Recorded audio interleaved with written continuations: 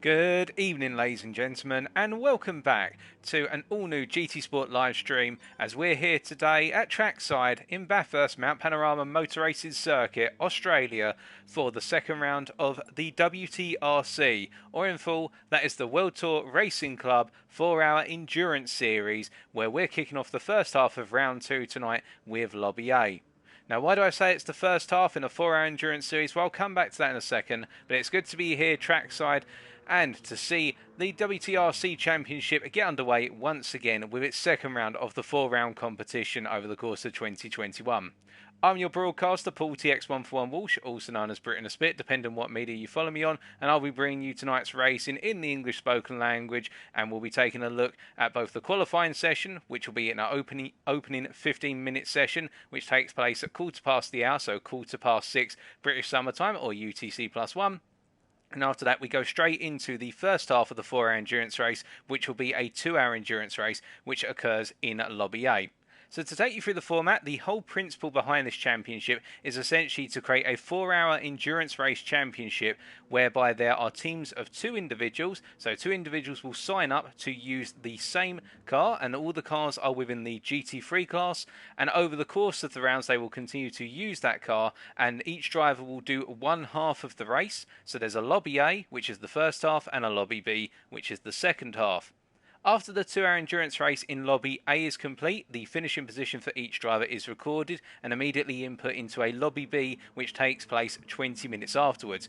I will not be broadcasting Lobby B, that is being brought by another member of the broadcasting team within the WTRC, but they will be bringing that on the official WTRC YouTube channel, so you can look up the World Tour Racing Club YouTube channel, and that Lobby B tonight will be getting underway at what will be 10 to 9 at British Summer Time, so 10 to the hour there. But we're focusing on that first half, and the whole idea is this is to try and generate a endurance series which is focused more towards those longer term races, much like say a 24-hour endurance race where a driver swap occurs midway through, albeit we're not going to be able to simulate the time differential when somebody comes into the pits if they're 40 seconds ahead of the next person. We're not simulating that, but instead we're just simulating the fact that the drivers go into the next part of the race in their positions that they ended the previous one from. All points will also be assigned to our drivers based on the overall finishing time of the 2 drivers for each team. So a driver may be a minute ahead of everybody else in Lobby A, but when they switch over to their other driver, it may be the case that gap is reined in, and it's the overall time of the 2 drivers combined which will count for all of the points distributions at the end of each round. So this is really all about teamwork, and it's not just about the individual drivers' inputs. Much like the real-world endurance races, when you think of, say, the 6-hour endurance, the 12-hour endurance or the 24-hour endurance, it is a case you're all there as part of a team trying to get the machine to the end and score the best possible points that you can. So without any other considerations there, as we're just getting some notes to say that everything is proceeding as planned. And we're just getting some more words with regards to some final rules that have been clarified going into the race, and I'll come on to those in a second. Let's start to introduce some of our drivers who are taking part tonight, and also go into a little bit more detail with regards to the format. So, previously said that all the cars that will be racing tonight are GT3 class. So what does that mean? That means that we are looking at Group 3 in Gran Turismo. However, we have narrowed the cars down a little bit more than that. So it's not just that you can turn up in any Group 3 or GT3 car and race. No, you have an allotment of 4 manufacturers which you can pick from. And our drivers had to pick from these at the start of the season. So that is BMW, Mercedes-AMG, Aston Martin or Lexus. And within those, we've got multiple cars that are available. So for Aston Martin, you've got the V12 in 2017. Now, I'll correct myself. Within the BMW, you've got 3 choices of car. You've got the BMW M6, you've got the BMW Z4, or you've got the M3. Of course, being in the sequence that the M3 was the earliest of the cars, then it went to the Z4 within the GT3 class, and then last but not least, the M6, which is continuing to race today. And I believe that is everybody covered, minus Mercedes-AMG, where you've got 2 choices of car, either the 2011 AMG machine or the 2016 car, which I suspect our Mercedes drivers are going to use. So our drivers have to pick from one of those manufacturers, they have to pick a car, and then they have to roll with that car for the rest of the season. Without further ado then, let's get down to the circuit and start to introduce each team. And we're going to be calling them off within their current order of pointage so far. So our leaders right now in the team standings after the first round, which was 2 weeks ago at Spa-Francorchamps in Belgium, is the Humble Guys, or THG, who consists tonight of the combination of THG Muller, the South African driver here who you see going into turn 1 right now, and his teammate who'll be racing in Lobby B tonight, TS040. They'll be driving in the Aston Martin machinery, once again representing Aston Martin, the British manufacturer, with the DBR9 GT1. And I should point out that all of our drivers are allowed to tune their cars going into the races. We do have balance of performance on, as per the GT Sport regulations for Group 3, but our drivers are allowed to tune their gearboxes and also the overall suspension and ride settings of the car to maximise the machine and optimise it for their preference. But Muller tonight leading the way going into round number 2, with the Humble Guys being on 34 points, 3 clear of anybody else. Our second place drivers, of course, consist of the team of Speed Demon, who, having come second overall in Spa, going in tonight with a lot of momentum, albeit we do not have their drivers currently at trackside, or their driver I should say, and that will be Cy Potter 5, who will be representing tonight as they bring out the Aston Martin machinery once again. They're on 31 points and we will introduce them on screen when they do arrive down at the paddock. Third place currently on 30 points, so only 1 point less, is HPSR, the team which consists of Don Siegel, who's racing in Lobby B tonight, and Evo Tropic, who is racing here. And do we have Evo in the lobby? That we do. The German driver here making his way down towards the final corner right now, bringing out the Aston Martin V12 Vantage GT3, so representing the British manufacturer, albeit going for the alternate choice compared to THG's Muller. And the German last time out, Evo Tropic, having a good time at Spa with a good performance, and indeed, having spoken to him just before going into this race, he admitted that he's been really looking forward to tonight and looking to carry on the momentum from last time out and looking to try and get the team even more points going up into round number 3 and trying to really take the fight to Team Speed Demon, as we can see their Evo going purple at the end of Sector 1.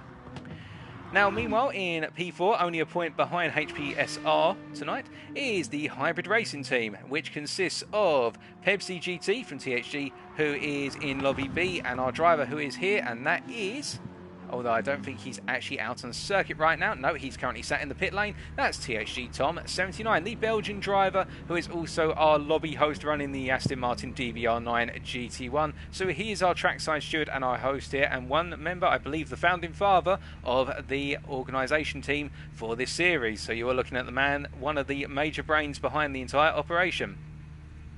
And my sincere apologies, folks. I've just had it clarified to me that it will actually be SDM Viper who's going to be racing in Lobby A, not Cy Potter. So we will be able to introduce to you the Speed Demon driver very shortly. So that's been clarified, and thank you very much for clarifying that in my ear there, GTS 040. We're doing it in the Twitch chat, in fact. And if you are tuning in via the Twitch chat right now, be sure to say hello. Don't be shy. I hope you're having a good weekend so far, and be sure to get ready for some fantastic racing going ahead. So coming back then to our P2 guys, Speed Demon, we have SDM Viper, who is from the United States of America in the Aston Martin V12 Vantage GT3, making his way into turn 1 right now. The American are looking forward to getting underway once again tonight and indeed close down that gap to the Humble Guys, who are currently leading the series by those 3 points. But then as we jump back down to the bottom end of our top 5 in the team championship at the moment, you have to go to OJRT SG Racing, who are represented tonight by OJRT's Sven44, and if I take a quick look around, we should be able to find Sven somewhere around. Indeed, he is out on circuit. The Belgian driver making his way through turn 2 right now, representing the German manufacturer of BMW with the M6 GT3 Vulcanhorst 2016 machine here. And Sven will be looking to do well in the BMW tonight. It's quite an interesting car for Bathurst, as I'll come onto in a short while, but indeed we wish Sven all the best, as we do all of our drivers. And with these guys on a point tally of 24 right now, really they're leading the midfield battle. Indeed, they're joint on 24 points, but on count back they are in P5 ahead of IMB, which is the combination of Bocky 2006 ZG and Kawa Joe. Kawa being in the lobby here, the Belgian driver, of course, making his way up towards turn 2 right now. And we can see he's also bringing out the BMW M6 GT3. The team going for the German manufacturer this season, and it is a good choice, a good all-round choice in the form of the BMW M6. It does have a lot of capabilities, and we'll come on to those car choices in a little while. In P7 on 22 points, 2 points down then on our battle for P5 is Team Polywords, indeed sponsored by one of the principal sponsors of this championship, and Polywords being the combination of Mike65, who will be in Lobby B, and Waterskin, who the Portuguese driver right now making his way through turn 2 and up towards turn 3 and subsequently the cut-in. Bringing in the AMG machinery here, the AMG GT3 2016, a very strong car within Group 3, a very reliable car, one of the more consistent cars to drive in terms it naturally is heavy and wants to understeer, and we look forward to seeing what the Portuguese is able to do in that German machinery as he makes his way onwards to the circuit. Then it'll be another 2 points down to P8, which consists of Ram Racing, the combination of Morris Garage, who'll be in Lobby B, and our driver in Lobby A, that's Enrico Playborst. And Enrico, I believe, is in here right now. He is the Dutch driver who you see on the screen, making his way down towards the chase, turn 21 there, the chicane, in the Mercedes AMG GT3 2016 machine. Again, another solid choice here, and the Dutchman will be looking to get some good points on the board tonight and looking to improve on where he finished off last time round at Spa. And then we have to go down a further 4 points to 16 points for P9 in the championship, and that is occupied currently by OJRT's Crazy Dampers, the combination of Dimmy Crazy Dampers in Lobby B, and then we've got Netta Bus in Lobby A here, and Netta, I believe, is in this lobby right now. Here is the Belgian driver, the first of our Lexus team, and I believe our only Lexus drivers racing tonight with the absence of Team UNEM OJRT Racing. They're not able to participate tonight, so this will be the only team representing the Japanese manufacturer of Lexus. Technically an arm of Toyota, you could argue, but Netta last time out having a good time at Spa, albeit thinking there's probably more out there on the circuit, and we look forward to seeing what he's able to achieve tonight in what is the prototype Emil Ferry Racing car, the 2016 car, not the 2017 official GT3 car. So this car is going to be a little bit more preferable on the straight by default, but with tuning it can be made to be a handling beast as well, so we wish him good luck. Then coming down to P10 on 13 points is OJRT LF Racing, the combination of Smoky Land in Lobby B and OJRT's Bethman in Lobby A, and Bethman, I believe, is making his way around circuit right now. Here he is, the Belgian driver who we're just looking at here in the red and black Mercedes AMG GT3, going with that German manufacturer, and the Belgian having a difficult time last time out, but looking to get some consistent points on the board at Bathurst, and that is the name of the game here at Bathurst, a very tricky circuit and one that takes no prisoners with under 5 minutes to go until qualifying. We've then got in P11 on 12 points, so 1 point behind these guys here. We've got the THC crew, which consists of Scale 02, I should say, just correcting myself there, who is in Lobby A, the driver you're looking at right now, the Belgian driver, and Devlin Calypso, who will be in Lobby B. They're bringing the Aston Martin V12 Vantage GT3 this season, and the Belgian will be looking to utilise the straight line performance of that Aston Martin V12's wonderful 6-litre engine to its utmost here. The Belgian driver knowing that they need to get some solid points on the board to get away from the bottom of the championship table. Because whilst in P12 on 11 points we have UNEM OJRT Racing, who, as I said previously, are not participating tonight, we have the newcomer team tonight who've joined us in round 2 of THG Academy, consisting of RGR's Cesaru, who will be in Lobby B, and then our driver who is in Lobby A. We will introduce him right now for you as we try to find him around on the circuit, and that is the driver who's currently sat in the pits running in the German AMG GT3 machinery, the British driver known as, if we just make sure, as Belkin, also known as Jordan Clark, but we'll be referring to him as Belkin from this point onwards, and we look forward to seeing what Belkin's able to do on his debut tonight. And indeed, we've got a lot of anticipation. A lot of drivers down the paddock have been raising their eyebrows thinking, what could this new gentleman to the series be able to achieve? Well, I'm sure we are going to be finding out in very short order. That is everything introduced for the time being in terms of our championship right now and the standings. And as we say hello to XCL Illusions in the chat, and we hope you're doing well, XCL. And indeed, I can see that GTS 040, so THG Muller, he's hoping that Muller can do very well, and he's not biased at all. Of course he's not, because I believe that 040 is the Lobby B driver who is working with Muller, of course. Muller just making his way out the pits, the South African. So we are going to be getting qualifying underway in any second now. I'm just checking in with race control to see if anything else has been announced. The only other thing I have been informed, ladies and gentlemen, is that our drivers will be told that if they've got penalties, they are not allowed to pass anyone whilst they have a time penalty on the car for, say, track limits. And we are only applying track limit penalties. We've got 1 minute until qualifying gets underway. Additionally, that penalties must be cleared before they go on to their next racing lap. And when they exit the pit lane, they're not permitted to cross the full white line. They can cross the dotted white line. of course, as is the standard FIA rule set effectively. So just rules being clarified there before we get underway. As I've just had it whispered in my ear, I'm not hearing anything else right now in terms of any more rules or any final clarifications or any more drama that's going down the pits. So whilst we are waiting to get underway, what's the ideal car here? And also remember that heavy damage is on, so if our drivers do hit a wall, which Bathurst is renowned for, particularly sectors 2 and sector 3, they will have to go into the pits and repair that damage or drive the car onwards. But if they take engine damage, it's going to be a long crawl to the pit lane. We've got 15 minutes of qualifying, and with our drivers having tuning available to them, and we've got a fuel consumption of ×2 and a tyre wear of ×3. The thing our drivers have got to watch out for here is the fact that this track is going to be punishing to those who try to push their machinery too hard. Even on fresh tyres, Bathurst is a circuit where every corner can potentially catch you out. And with 23 corners, of course, we have the cars which are a little bit more tricky to drive, it could be argued. The Aston Martin V12 Vantage in particular, such as this is driven by Evo Tropic, being a very feisty car when you get the throttle down, particularly in the lower gears. It has a lot of power to deploy in a very short order. The flip side of the coin is when you nail it in the Aston Martin V12 Vantage, you have very good acceleration all the way up to and including 6th gear, meaning that this is going to be the car to watch out for on the straights. The flip side of the coin is the Aston Martin DBR 9 GT1 is a little bit heavier. It's been built to be heavy as we get underway of qualifying, so who's going to be on pole? Let's find out. So this will be the more stable car of the two British manufactured cars. But we'll come back to that in a sec as we get underway with the 15-minute qualifying session.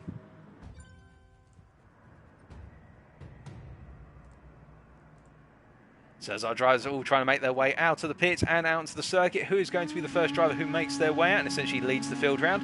Now, just keep in mind, ladies and gentlemen, our drivers have the option of the racing soft, the racing medium and the racing hard tyre. They can use any of those tyres throughout tonight. They do not have to use all of them in the race. So if they want to, they can do the entire race on the racing hard, on the racing medium, on the racing soft, or a combination of the tyres. I suspect the majority of our drivers will go for the entire race and indeed qualifying on the racing soft. It's the fastest compound. It's got the least durability compared to the other compounds, but with our tyre wear multiplier being ×3, they're not going to feel that tyre wear too much by comparison what they could potentially feel, although we are hearing already that Carajo's having a bit of difficulty, the Belgian driver, in the pits in getting out of the pit lane, experiencing the pit lane bug, so as a result they may not be able to participate in qualifying and they may actually be starting at the back by default as we see them leave the room, and I think they're going to be rejoining and they'll be forced to start at the back of the pack for the purposes of the race tonight. But what we can see immediately is that Waterskin having a difficult time right now making his way up towards Murray's corner there, and as a result, as Evo makes his way past there, even though it's our lead driver as they go round on their warm-up lap for qualifying. And I think really it is the case here that you want to give yourself as much clear track as possible at Bathurst, and the only time you want to have a slipstream here in qualifying is in the run out of Forest Elbow all the way down to the chase. Although we're going to get a restart for qualifying because Carajo's done the quick reset there, so we are going to be restarting qualifying. Qualifying is going to be cancelled effectively as all of our drivers are making their way back to the pit lane and aborting. So qualifying is going to be delayed by just a minute or two as we get the reset in there. But that is just to get a driver back in. But don't panic, folks. We will be getting back underway. So we're 5 minutes behind schedule right now, but nothing to panic about as everybody is getting it shouted in the air. We're restarting. You need to quit out of the qualifying session.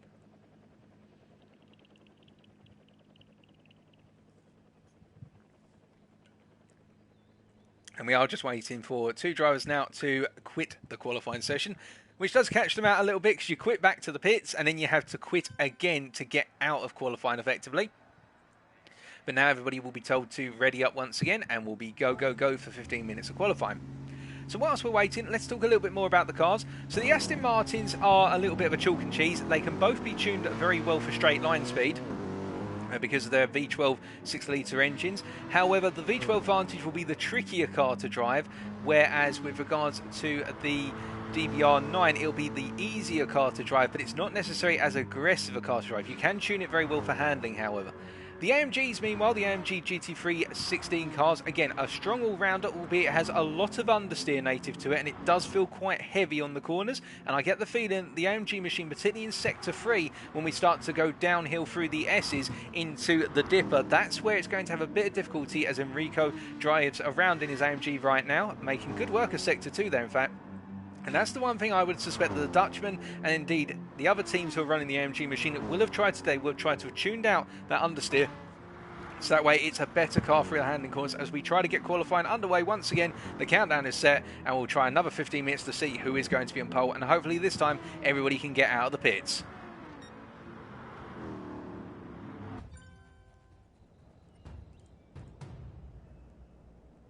So as we peacefully wait right now for the sound of V8 and V12 engines to go roaring around the circuit, we can see that it's going to be Enrico this time, who is our first driver who's out the pits. Some things to think about this AMG machine. Well, it does have great fuel saving capabilities as well. It's got a wonderful V8 engine in the front of the car. All of our cars, of course, being front engine rear wheel drive, but the fuel saving capabilities of both the AMG and also the Aston Martin DBR9 should not be understated. The V12 Vantage a bit more aggressive on its fuel, and Evo immediately going to town trying to get his way through the field to give himself some clear air and get himself the fastest track position, i.e. at the front of the qualifying pack. And we can see that Muller right now find himself caught behind OJRT Bethman, although OJRT Bethman makes a small mistake into the cutting there, going onto the dirty line off the circuit, beyond the white line, and that just cost him a little bit of momentum. But this is one of the tricky things as well, is the fact that our drivers right now will want to give themselves as much time on circuit, because a lap here is approximately about 2 minutes in length. We're expecting our pole lap to be somewhere in the region of a 2-minute flat, or perhaps even getting into those 1:59s if our drivers absolutely nail the lap. But they have to keep an eye on the fact that essentially they've got to give themselves the space on circuit, because otherwise they get crowded out going up into, say, the hill or Tertio Skyline, or coming down into the Dipper, as we can see Viper and Bethman right now coming to blows a little bit there, and Viper really trying to get past Bethman to get some space out of the circuit. That's where you lose the time and your qualifying lap can be severely compromised. Of course, all our drivers have been briefed to respect one another, and the fact that some drivers will be faster than others, as we did see last time out in Spa. And you can see Sven here and Kawajo being able to make his way out the pit lane, which is great news, of course, for everybody, because it means we will have all 12 drivers taking part in qualifying and subsequently the race. You can see that Sven right now with Kawajo behind him, probably wondering in two minds right now, do I let Kawajo go or do I just simply run the car long? We're going to come back to the head of our pack right now, and we'll see that Evo Tropic has cleared everybody and is going to come out the final corner, and we jump on board for our opening flying lap of the evening. So nailing it out the final corner then, and now starting to go up through the gears down towards turn 1 here. The key starting point, essentially sector 1, is all about the first turn and the acceleration you get off of it. You see coming all the way down to second gear before planting that throttle and opening the steering wheel to that exit curb. They're just abusing a little bit the exit curb, and that's a long run up towards turn 2 here, and he's just going to simply keep the revs as high as possible. And as he upshifts into 5th gear, they could have upshifted a bit later perhaps, just simply because he was going uphill to keep the revs high, but as he makes his way up into turn 2 now, braking at about the 90 metre, if not in fact going for the 75 metre board, and going really late on the brakes there. And as he goes through turn 2, a very nice run through turn 2, now coming up into 3 and finally into the cutting here. And you see he can use the full width of the circuit in order to get the car positioned on the outside to go into the cutting, and now absolutely planting the throttle there in second gear. No wheel spin and no snap oversteer. Really well tuned has this car been for Evo Tropic right now. In fact, I'd say he's done quite a bit of work with it himself, as he makes his way now through the whole sequence of left-handers that culminates in Murray's corner here. As he makes his way into turn 10 Murray's, you're going to see it's going to be a very solid full throttle through turn 10, full confidence, and now over Skyline, down into the S as he goes, into sector 3, coming down through those gears, trying to avoid it coming down the gears too sharply to prevent the oversteer from kicking in on the rear end of the car, because the rear end of the car lifts up under the braking effect there. And now coming down into Forest Hill, he's going to be as to the right as possible, and then toss the car in second gear, trying to get as close to that inside wall, just a little bit wide there. You can see a bit of hesitation on the power, just as he was trying to get the nose to turn in. The nose of the car didn't want to turn in quite how he wanted it to, so it's probably cost him about half a tenth at most there. And that's the long run down the Conrod Straight, down towards the chase and into turns 21 and 22, the chicane, where most of the overtakes are expected to happen here tonight, as he makes his way down, coming across that line for sector 3 of a 130.8, and coming up to the braking zone now, stamping on the brakes at the 100 board and trail braking it in, drifting the car down into second gear effectively there, trying to use the downshift to open the rear end of the car up, really abusing the car here is Evo Tropic, as he comes down into the final corner here to complete. That goes a bit deep, however, and that has spoiled what was looking to be a very good lap, and you can see immediately Evo not happy with that and not trying to fight the car back onto the circuit. It was definitely going to be a 1:59, but he starts off on a 2:04, as we see Muller sets a 2:01.0, and Viper goes in to P2 with a 2:07 2:07, and then Bethford comes across the line at 2:04.8, Enrico over 2:03.3. A number of drivers, I think, being held up behind one another here, as we can see that Kawajo, the Belgian driver, makes his way across that line with a 2:02.3, a good opening lap from the Belgium in the A6, and no, not the A6, the M6, I should say. We're not talking about Audis here or sedans, as we see that Belkin making his way down towards the final corner in his opening qualifying lap here. I think this might be a little bit of a slower lap compared to the drivers around him, as he's coming into that final corner right now, but if he nails it here, there could still be a good time and a good pace setting lap as he makes his way towards the timing line. What's it going to be from the Mercedes driver? 2:05.1. Well, I think he'll probably think there's plenty of time out there, given these cars have got full tanks of fuel as well, so he needs to burn a little bit of that fuel off, as we do see that Tom right now setting a 2:05.2, and we've got Netabas, who's just set a 2:06.1. Sven and Tom, respectively, we can see Sven there in the bottom left-hand corner of your picture and making his way onto the straight for turn number 2. We can see they're setting a 2:07.2 and Tom into those 2:05s. And Scala, well, we see that the Belgian driver right now, having gone into those pits, well, he's not actually set an indicative lap so far, and instead is now on his opening fast lap. And we're going to jump on board with the Belgian and see what he's able to achieve with his opening fast lap here. And we'll also give you a comparison compared to Tropic. So as he makes his way down into turn 2, you can see that breaking down to second gear and the car immediately coming away from him and not able to get as much of a flowing line as a result, but still keeping the car together. It was a good run through there, just not the run he would have liked, and now coming up into the cut-in, bringing the car cautiously down the gears there to avoid the rear end snapping out too hard, although you could see in second gear the rear end just wanted to try and pull away from the car as he tried to turn it through the left-hander of the cutting. Now going through the 2 right-hand corners here, 5 and 6, up into 7, and you're going up into 4th gear at the same time. Now he's got the sequence of left-handers here, and will he be full confidence come Murray's corner? 10-10 is about to come up. Does he go full throttle through here? Lifts off a little bit, just feeling the car's not there to point it through the corner as much as he like, as Viper goes to provisional pole with a 59.9 there. The American driver, we expected 59s, that's the first one we see all evening, but we're staying on board with Scala right now, who gets a nice run through the dipper there, a nice clean run, not the most aggressive of runs, not the fastest runs, but sometimes clean can be fast. It doesn't have to look as insane as it can feel when you're going around the circuit, as he goes a bit deep into Forest Elbow, but collects the car in time to avoid it hitting the external wall there, and now making his way all the way down the Conrod straight. He's going to be crossing that sector line with what I suspect is going to be approximately a 1:36 as he comes across that sector line, so quite a bit of time off of the drivers up front right now, but definitely competing for a midfield place, or at least towards the rear end of the midfield at Wolfsgalley, as he makes his way down towards the chase and into the chicane. Coming down through the gears very gradually, you can see just not feeling too comfortable with that second gear downshift, and a lot of drivers seem to be caught out by that a little bit, as we see Sven into the wall there on the left-hand side. Not sure what's happened to Sven. Let's try and find out very shortly for you what's happened to that Belgian driver, as we see Scala make his way out of the final corner then, and I think this is going to be a relatively slow lap compared to the rest of the field, but it'll still be his opening banker lap, and it is going to be a 2:06.7, so it's not the slowest lap so far. He's just got himself off the bottom, and Sven right now holds on to last place on a 2:07.2, as let's find out what happened to the Belgian driver. So he clearly got it wrong somewhere going into turn 21, perhaps missed his braking point, and then just had to throw the car off the circuit because the drivers coming through. He didn't want to block other drivers and then clipped the tyres there. Very unfortunate for Sven. Well, he's going to get that car repaired. He's still got 7 minutes to go this qualifying session, so he could definitely get in 1 or 2 more fast laps if he's quick out of the pits. The team are going to have to get that car fixed as soon as possible. But right now, provisional pole held by this man right here, the American of SDM Viper, who we're going to follow as he comes to the end of another flying lap. That 1:59.9. We're definitely expecting there's plenty more 59s out there as he burns more fuel out of the car. But do also keep in mind, now that he's done 3 flying laps and coming to the end of a 4th one, those soft tyres are going to start to be worn, as we see that provisional pole is now taken by the German of Evo Tropic, as Viper comes across the line and does not improve, and Evo now is 3 tenths ahead of Viper in that contest for first place in the qualifying session. Who is going to be on pole? Well, I think the front row right now is being locked out between the German and the American, but which one of them is going to be at the head of it? That is the big question. As we see that Kawajo right now, having had that difficult start to qualifying with the pit bug, and continuing to improve now to a 2:02.212, as we say hello to Mike Verwij 837. That's probably not how I pronounce your name, Mike. Sorry for butchering it, but there's no time like the present. As we can see that further down the order, we do seem to have 2 runaway leaders, and then we have a bit of a battle opening up for who's going to be on the on the second and the third row of the grid, and that's where everyone's trying to compete to right now. I think Viper and Tropic are in a little bit of a world of their own, whereas everybody else is trying to get from somewhere from P3 to P6, and we're seeing that Belkin right now making his way on another out lap, so he's gone for a tyre change, and and he's on an out lap, making his way to the end of sector 3, just gradually getting that car up to speed, burning a little bit of fuel out of the car right now, as we can see that Mike is cheering on Team Pollywords there, and Belkin continues to make his way down towards the chase.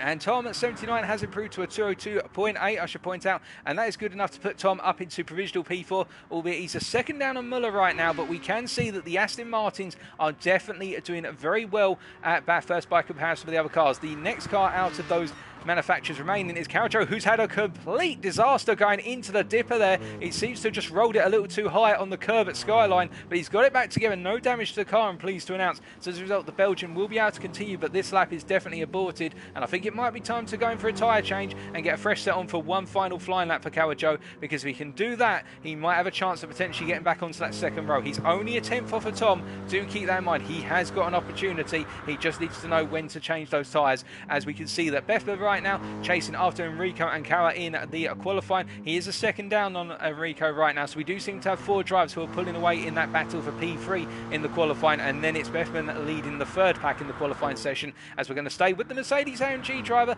He is, I believe, the highest of our... No, he's not the highest, he's the second highest of our AMG drivers. We've got the highest just chasing after him of Enrico right now, the Dutchman following him down into the chicane. But we're going... Oh, and Bethman's gone a bit deep on the brakes there, and that dirt on the tyres is not going to disappear anytime soon as he goes onto his qualifying lap. So I think Bethman's going to be kicking himself a little bit, because he'll know that has completely spoilt his tyres for at least the opening sector of his qualifying lap, and he'll have to adjust to that with the dirt on the tyres, as we see behind him Enrico coming into the final corner to go onto a flying lap. And let's jump on board with the Dutchman as he takes us around the circuit in the AMG, and this will be a good idea to give you a feel what the AMG is like in a qualifying session. So coming down to turn 1 then, braking at about 60 metres, and you can see very stable immediately on entry. It's almost as if it's trying to point itself into the corner of the Mercedes, and that's the one thing that our drivers can have confidence with when driving this car. It's the fact that it just wants to point in a single direction and go, but once you get it turned, it will turn. It just understeers a little bit initially, but that seems to be tuned out, and we can see that Enrico currently a 10th up on his personal best, that 203.3, as he goes into turn 2, braking at about the 60 metre point there, and in third gear, riding the apex curve, and then stamping down that throttle and accelerating up towards turn 3 and turn 4 now. As you see, Scala improves to a 206.2, which I think will keep him in approximately P10 or P11, but we can see staying with Enrico, gets a good run there out of the cutting, albeit the car bogs down a little bit in the rev range there as he starts to accelerate out of the cutting up into turns 5 and 6, and now charging through 7 and coming through the triple left-hander sequence of 8, 9 and 10, ending with Murray's, of course. You can see here full confidence to attack the curbs here. He's just got to be a little bit careful not to get too greedy, and he does get a little bit greedy there at Murray's, but he has kept it together as a result as he comes down now over Skyline and into the S's and finally the dipper, and he does collect the car very nicely. Again, that AMG looking very stable under braking, and I think the AMG is going to be very strong here in sector 3 in particular, because he's just got so much rear end stability compared to the Aston Martins and also the BMW. Has a little bit of a difficult time under braking into Forest Elba there. I think he could have carried a bit more speed, and I think his confidence was not. The car seemed to want to slide a little bit as he went into the braking zone there of Forest Elba, but he's kept it together. Let's see what his time is as he comes to the line here. He has pulled a little bit off of the standard racing line, and that is going to cost him a small amount of time. He is 4 tenths up right now, but he will have cost himself a thousandth or two doing that small weave to go across the timing lines. He switches back to the racing line, coming into the chicane, then turns 21 and 22. We go to in third gear there rather than second gear, so staying in a higher gear to get the more stable run over the curb out of turn 21, although it will cost him a bit of acceleration. Perhaps feels he gets more time through the stability, and now breaking into the final corner. This has been a very good lap from the Dutchman, albeit that small mistake at Forest Elbow just compromising him a little bit. But let's see what it is as he comes across the line here. It's a 202, it's a 203.0 in the end, so he does improve by 3.5 tenths, putting in provisional P6 right now, and he is really starting to pull away from Bethman, who is in that P7. So our fastest AMG driver right now, as all our drivers are coming onto their final flying lap. We've got a minute 40 to go, and in that pole position battle right now, I can inform you that it is still between Evo Tropic and Viper, only 3 tenths separating those two, and then it is Muller, although Viper right now we can see being held up behind a little bit of traffic here, and I believe it is the case that Sven is on a personal best right now, although he's got damage on the car. So as far as he's concerned, he can stay on this lap, but Viper, we've thrown a few curse words, but he's saying, come on Sven, get out of the way, I want to get in the best possible warm-up lap I can. But of course Sven here is on his flying lap, so he has no need, he's not obligated to let the American through. If anything, the American is obligated to stay behind him. As you see Sven then nailing Forest Elba, albeit going deep. That BMW just not wanting to come down on the brakes as well as perhaps it could have.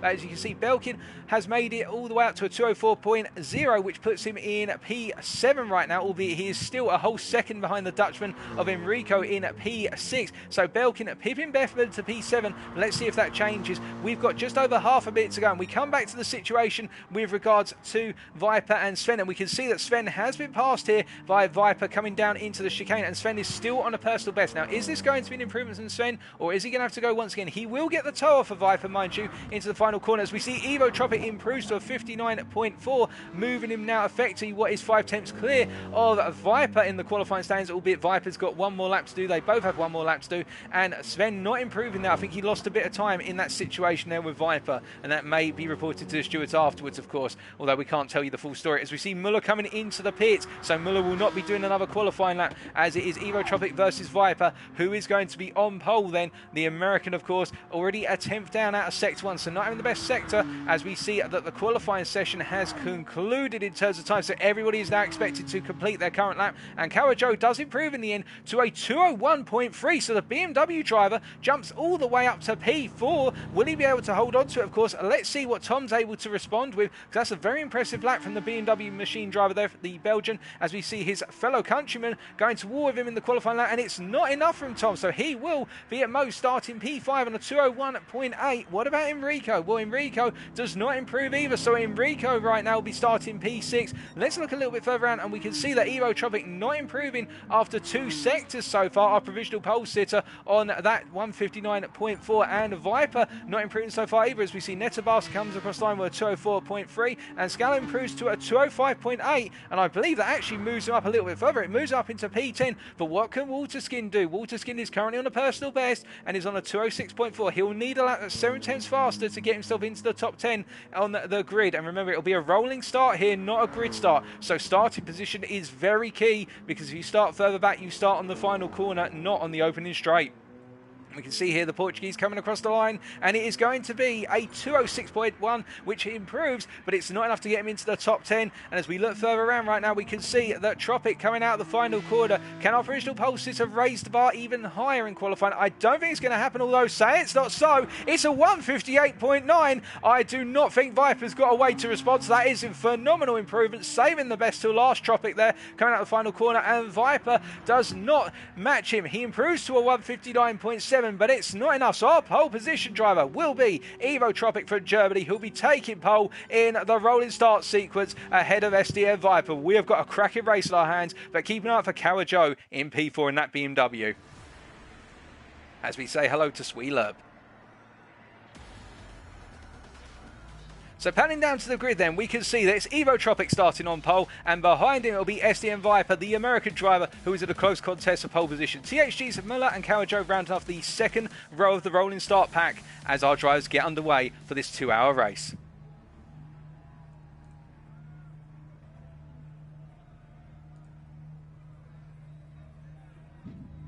So as the rolling start sequence gets underway, it'll be Evo Tropic who leads us across that timing line as he comes out the final corner. It's going to be go, go, go very shortly as we wait for the countdown. 3, 2, 1... It's lights out, away we go for round 2 of the WTRC Racing Championship. They all make their way across the line in the first half of this 4-hour endurance race, and we can see that Evo Tropic immediately getting to work. We're trying to break the toe from Viper, with that toe being at 0.75 seconds behind. Muller also following suit right now as they all charge up towards turn number 2. It's a long run uphill, of course, and this is where Viper will be able to gain immediately, holding on to the slipstream of Tropic as they make their way up into turn 2. Cold tyres here, cold brakes. Is anybody going to make a mistake going into turn 2? No, it looks like everybody's got it good so far, though. Muller goes a little bit deep, does the South African, as they all come up the hill now towards turn 3 and turn 4. All the cars there lying astern as they charge up the hill, although further back I think we have got a little bit of a battle starting to form for P9, with Bethman under pressure from Sven, and Sven is on the inside there into turn 4, but he backs out of it at the last moment. A sensible move, I think, given it's lap 1 and the tyres are cold, but we can see that Sven backing out means that Scala has started to get a little bit of pressure on him, and Waterskin's not in a position to be able to capitalise on this, but the Belgian Scala definitely is, as they make their way up towards turns 8, 9 and 10 right now, and they continue to push around, although now that the dirty air kicks in the tight section of the mountain, as we've got a yellow flag already. I'm not sure what's happened here, but we've got a yellow flag just ahead in the end of sector 2, and it's Tom. Tom is in the wall. What's happened to the Belgian drivers? He drops all the way down the order. We'll find out very shortly for you folks, as we see that Tropic has broken away from Viper, and they make their way now down towards the Conrod Straight and charge all the way down to the chase. But it definitely looks as though Tom has had a very difficult start to his race. As we look further back, we can see our top three have started to break away from the rest of the pack, although Carajo there is sitting in a little bit of a no man's land, and there's a battle for P5 kicking off with Belkin versus Enrico, the Dutchman on the right hand side. We switch around, it's going to be the Dutchman on the outside into the chicane versus Belkin, who's going to try and go around the outside to the inside into 21. And as they snap on the brakes, it's AMG versus AMG, 2016 versus 2016, and Belkin nails it on the inside there. And I think Enrico decided, you know what, there's no need to go too defensive this early on. We've got a lot of laps to go. There's no point, although he's lost a lot of momentum because of that, and you can see that Netta is alongside him. So after lap 1, it's Evo Tropic ahead of SDM Viper, followed by THG Muller, then it's Carajo, followed by Belkin, then it's Enrico, then it's Netta in P7, who's battling right now with Enrico for that P6 position as they come down towards turn 1. Enrico going defensive versus the Lexus and Netta, but he goes too deep, and Netta gets a lovely cutback manoeuvre there. Well played by Netta. That Lexus being very strong through the corner apex there. And as a result, Netta up into P6. Meanwhile, watching further behind, we can see it's Bethman in P8, followed by Scala in P9, then Sven in P10. Waterskin in P11, and Tom with that early pit stop and engine damage as well. What on earth happened to Tom? So what you're going to see here as we look at Tom as he makes his way out of turn 6 and through to 7, then you are going to note that something must have gone wrong at Murray's, because that's where he was in the wall and the yellow flags were triggered. So he comes up into Murray's corner right now, turn 10, and does he just simply have too much speed into the corner? He does. He clips the grass and puts it into the wall and spins across the circuit there, and drives taking evasive action on the far distant camera. But that's what happened to Tom. So just simply getting caught out by the tyres not being warm enough, but the confidence was there, but the car wasn't there to compensate. And as a result, that's why Tom ended up in the wall. But he's got plenty of time to recover. A difficult start, though, for him as he makes his way deeper into this race. And we're not even 4 minutes into the race, of course, as of yet. But as we say hello to 1994 there, who supported Belkin, who we take a quick look at right now, we can see that the British driver has broken away from Netta and Enrico already. And Belkin really coming alive in the race, albeit in qualifying, having a bit of a difficult time in qualifying, nailing things at first, but building up that pace. But you can definitely see how Netta, the Belgian driver right now, who we are watching in the Lexus, is starting to lead a little train of cars as they make their way down towards the chicane once again, coming into the chase. And remember, Netta last time out was able to capitalise on Belkin and Enrico battling one another, but now it is Netta under attack from Enrico there, and Enrico not able to find a way past this time as he rides a huge chunk of the curb there at turn 21, but manages to keep it stable. And that's one of the hidden features of the Lexus RCF, is that its V8 engine combined with the way the weight is distributed in the car means it is incredibly stable when you ride a curb, and that's why the Lexus can be a very difficult car to beat in a cornering battle, simply because it's so stable when you get that power down with its V8 engine. And you're seeing that right now for Netta as he makes his way into turn 1 on lap number 3 and immediately gets that power down. Again, it's not got a bad V8 engine. The AMG behind it has the greater top end, but the Lexus's V8 does have that better initial acceleration, particularly in the prototype car where the engine was up-tuned a little bit more. And as you can see, and that's based on the BOP used in GT Sport, but you can see that behind him right now that you've got Bethman and Enrico both in the AMG machines chasing after Lexus here.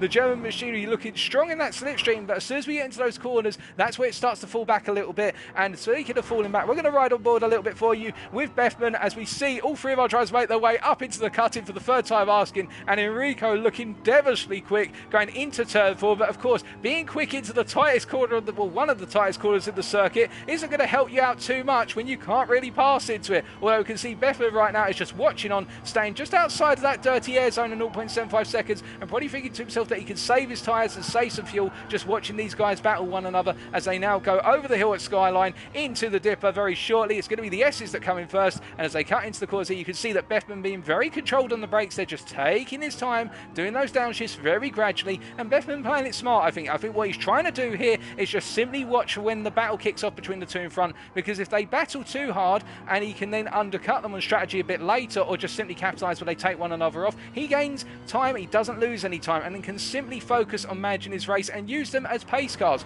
But meanwhile, behind, what you can see is that Sven and Scala still going toward one another. Sven, of course, moving up to P9, although I think he's actually done that on track quite recently. Although Scala's coming for a move back. The two Belgians going side by side down into turn 20 as they come off of Conrad and into the chase. And you can see that Scala's just got the momentum, but Sven goes back on the inside here, but it's a very late cutback move. And Scala goes a bit deep as a result there, and they make their way out the corner. And I'm wondering whether Sven feels that Scala used a run-off circuit there in order to hold on to the position. You can see how quick he is. The M6 driver trying to find a way through as Scala defends the inside once again. And this is great to see, of course, but not for Sven, because he won't want to be held up like this when he's got so much pace versus the Belgian in front of him. It is very close between these two as they make their way onto lap number 4, and this is the battle really for the outside of the, for the bottom end of the top 10. And then outside the top 10, you've got the Portuguese driver of Waterskin, who has had a very difficult start to his race, albeit just hasn't got the pace to keep up right now. And then, of course, Tom, who had that disastrous opening lap, trying to regain lost time and going on to an alternate strategy compared to what he will have had planned. But we, of course, will expect to see Tom start creeping up the order as we go deeper into the race, having pitted earlier. But as we continue to watch how things are playing out right now, what we can definitely see is that our top 3 are in a little bit of a world of their own. Our top 2 even more so, albeit I get the feeling that Viper, whereas he didn't have the 1 lap pace versus Evo, perhaps he might have the race pace versus Evo. That gap between our leaders right now, 3.6 seconds, but it is stabilising somewhat. Evo got away early, but Viper is trying to come back. And remember that both of these drivers are in the Aston Martin V12, whereas Muller behind is in that DBR9, and the DBR9 is arguably the stronger race car when you talk about car management, i.e. tyres and also fuel. It has the better consumption in both regards compared to the V12s ahead. Will that play in over the course of the race? I think if Muller can get that gap to Viper down to about 4 seconds, that may become a factor later on in this race. But meanwhile, we see that Kawajo in P4, just in a very quiet P4. But again, I think he won't mind this because that M6 works very well in terms of car management. And we look further back right now and we can see that Belkin in P5 chasing after Kawajo, but that gap is stabilising at about 7 seconds. So the closest battles we've got on circuit right now is this battle for P6 with Enrico. We saw it earlier and we come back to it once again. Enrico chased after Netta, the Dutchman versus the Belgian, and we see Netta going a bit deep there, in fact going so deep, and actually causing the rear of his car to jut out as he touched the grass on the exit of turn 21, and the pressure is building on the Belgian right now. And to clarify for you, ladies and gentlemen, everybody here is using the racing soft tyre, and they can use the racing soft, the medium or the hard, as Netta makes a mistake out of turn 23, plants the car across the middle of the circuit, trying to get under control. And we can see that Enrico's got the momentum. He goes to the inside, but he brakes earlier compared to the stronger brakes of that Lexus. That Lexus has got such strong brakes, or at least Netta feels as though he could be strong on the brakes by comparison with Enrico. And in fact, Enrico now losing momentum to Netta, and he's got to look at his rearview mirrors, because now we've got Bethman, who is chasing after Enrico, looking for a potential move into turn 2, but it doesn't look to be the case right now. I think Bethman is just coming down a little bit as they make their way up into turn 2 once again. And we're hearing that there's a little bit of an argument going on between Sven and Scala. There's been a bit of an incident, or something's kicked off as we take a look at Sven's car at this point, and he's picked up damage somewhere. I'm not sure what has happened to Sven's car. Let's find out.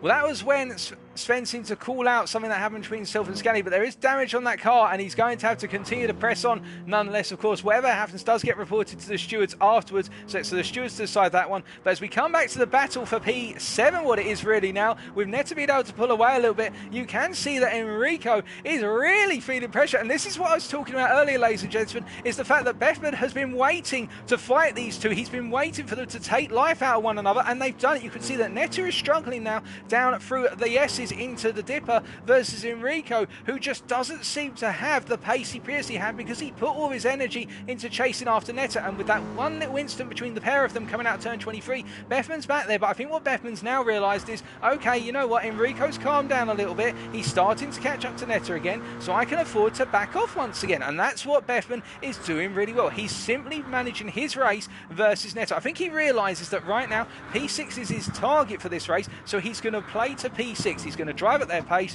and if he can do that and just follow these guys through, let them make the mistakes, then he might be able to pick up 2 positions without having to expend any major effort and actually save himself a load of hard work. Which these 2-hour endurance races, or the longer 4-hour ones, that's what they're sometimes about, is saving the effort for when you actually need to deploy. If you don't need to put the effort in, then don't worry about it. As we can see that Bethman continues to follow these guys as they go on to lap number 6 right now, and this is the battle for P6 as it continues through turn 1. And looking further around the field once again, we can see that in the battle for P9, there's not really a battle at the moment with Scala in a lonely environment. Again, we're not sure what happened between himself and Sven, but we know that Sven was running with him at one point and has dropped down the order due to damage that's picked up. Perhaps an incident between the two of them. There's no damage on Scala's car, of course. We can see that Waterskin, the Portuguese driver, gradually started to close up a little bit to Scala, but not at a rate he'd perhaps like. And then we come back to our battle for P6 as we see, pardon me, that Bethman getting ever closer to the back of Enrico, and now we're getting into that dangerous territory, of course. And I think what Netta's perhaps realised as well at this point, the Belgian, is that he doesn't need to push too hard to keep Enrico behind him. All he's got to do is be fast enough in the zones where it matters, such as accelerating out of Forest Elbow and then coming out of turn 22 to the final corner. And if he can nail that and then hold Enrico up and give Bethman the chance to run close to him. But you can see that Bethman's already pulled back in response to this. So a lot of strategy going on between these three right now in terms of fighting one another. It doesn't look like they're constantly side by side, but in their heads, they're essentially playing 4D chess versus one another. You can see that Netta right now is trying to control the pace of this situation and not put himself under too much pressure, because the more pressure he puts on himself, Netta, the harder this is going to get as he goes deeper and deeper into the race. And we do see, meanwhile, up front, that Tropic in a little bit of a lead of his own. 4.5 seconds is the gap, and Viper has fallen off a little bit. He was 3.6 seconds behind, so Tropic opening up that gap by approximately 4/10 a lap. But we come back to that battle for P6, and we see that Enrico's had the run out of Forest Elbow. He's side by side with Netta into turn 20. He's got ahead. Now under braking, will Netta try something to come back? Netta is forced to the outside. He sweeps round the outside. My goodness, that is incredible stuff from Netta to go round the outside of Enrico through turn 21 and hold it. Well, he has got to have some absolute bravery in that Lexus. He has tuned that Lexus for battling, and you can see it. And they go on to another lap right now. Of course, this is giving Belkin ahead the opportunity to pull away in P5 with a 6.1 second gap now opening up to approximately 6.5 seconds, probably come the end of the next lap. But you can see that Netta is not giving up that position. He wants this P6 so hard. I think he's thought, you know what, I'm not worried about the top 5. A P6 will be just enough for me. And you can see that as a result, Enrico falling back a little bit once again into the clutches of Bethman. He's of course got the slipstream of Netta, but will Bethman look for a move? No, he just simply puts himself in the mirrors. In doing so, actually makes himself go a little bit deep there into turn 2. But let's take a look back at what was a fantastic sequence. So you're going to ride on board here. Watch this. Netta's on essentially the middle of the circuit, and Enrico goes around the outside, but into the braking zone here. You'll see that Netta is forced to go around the outside. And look at this bravery under braking. He gets it done in the rearview mirror. Enrico's probably saying, how the hell did he do that? Well, I don't know, ladies and gentlemen, but you can see there that little sticker on the inside of the car. He loves Japan, does Netta, and indeed he loves this Japanese car. That was phenomenal. As we take a look to the exterior cameras once again, and they continue on their merry way down through the dipper once more, and you can see that Bethman now starting to fall a little bit off here. Perhaps he's taken a bit too much out the car to keep in that position on this lap. Perhaps the tyres are starting to fade away, but we're not going to hop away from these guys too soon. You see Netta again taking a defensive line into Forest Elbow and actually clipping the wall there on exit, and that's going to cost him momentum. But the gap between himself and Enrico coming out of the corner was 0.6 of a second. Now, will Enrico have enough of a slingshot here to make the move? I think if I was Enrico at this point, I would try and fuel save on this lap, because Netta, whatever I do, Netta seems to have an answer for it. So why not play the longer game? Fuel save versus the guy who wants P6 so badly on circuit. But Enrico's looking for it, but Netta says, no way, Jose, I'll brake later than you every single time, and just holds on to it again at turn 22. But Netta is literally taking the life out of the car. You can see Enrico trying to find a way round as they go into the braking zone for turn 23, and Netta just abiding by the rules enough in terms of that one move. A little bit of weaving there, but making sure that there is space for Enrico to find a way round. Of course, he can only get away with those little weaves so much, of course, before Enrico might start taking umbrage. But this is fantastic racing right now, and I hope it doesn't stop anytime soon, because we've only had 15 minutes in this race so far. We've still got another hour and 45 minutes, and if it's just this battle for P6 all the way through that is the most intense battle, I don't think you guys and girls will mind it too much. I won't for sure. As we see, Bethman is now coming back, and Bethman looking to the outside into turn 2, but he backs off it immediately. But Enrico made to go defensive, and that's going to give Netta a little bit of breathing room just to keep it cool. But again, he's coming up into the hill now. He's starting the climb in sector 2. He won't have to worry too much as they make their way up into turn 4, and now they're going to be going through the very tight sequence, of course, where it's very difficult to pass unless somebody makes a mistake and gives the space, but otherwise it's going to be sitting in that order once again. But meanwhile, up front, I can tell you that Evo Tropic leading now by 5.4 seconds and Viper chasing after him. Our top two really breaking away from the field. And then we've got Muller, 11.2 seconds down right now, is the Aston Martin DBR9 driver. The South African just not able to keep with the pace of our two leaders, but he has got a 16.2 second gap over Kawajo, who's pulled away from Belkin. The M6 driver, of course, having started well, getting into that P4 position, and Belkin 10 seconds down the road. Having a good time is the British driver, who at the moment is 8 seconds clear of that battle for P6. That gap is opened up, of course, with the battles that P6 are having right now with P7 and P8, and you can see that all three of them now starting to experience quite dirty tyres and having a more difficult time of pushing around the circuit. And will there be a potential move here from Bethman? No, he's too far back. He's 8 tenths back. He won't have the toe going into the chicane. But then we can see that Bethman in that P9, and in the rear of your picture, look who's getting just that ever little bit closer right now. He was 2 laps ago, to give you an idea, approximately 8 seconds down on that battle. He's now only 5 seconds down at Iscala in that Aston Martin as he charges down into turn 21. I think he'll be sizing up an opportunity here to creep ever closer to the battle for P6. Behind him, of course, is THG's Tom79, who is in a battle right now as he's made his way past Waterskin. I believe he already made that move coming out of Forest Elbow in the slipstream race, and Tom, having had that disastrous start, of course, the Belgian, is trying to now make a massive recovery drive, and he's up into P10 and chasing after the rest of the pack. But let's take a look back and see how that all took place. I don't believe we've been able to get the replay of that, unfortunately, ladies and gentlemen. There might be a little bit of a technical glitch. I will let you know very shortly. Now, we're not going to be able to get that replay back for you, but I would, from what I'm hearing trackside, Tom got the move done coming out Forest Elbow. It was a slipstream move, and Waterskin just did not have the pace to come back at him. But we can see that Sven right now, 48 seconds down on P11. Not having a good race at the moment. You never know what could happen, of course. Sven's just got to keep at it. He may have 1 or 2 positions he can pick up a bit later in the race. As we flash back to our P10 driver, Tom, who is getting away from Waterskin, having already pulled the best part of 1.5 seconds out of him in one sector alone on lap number 9.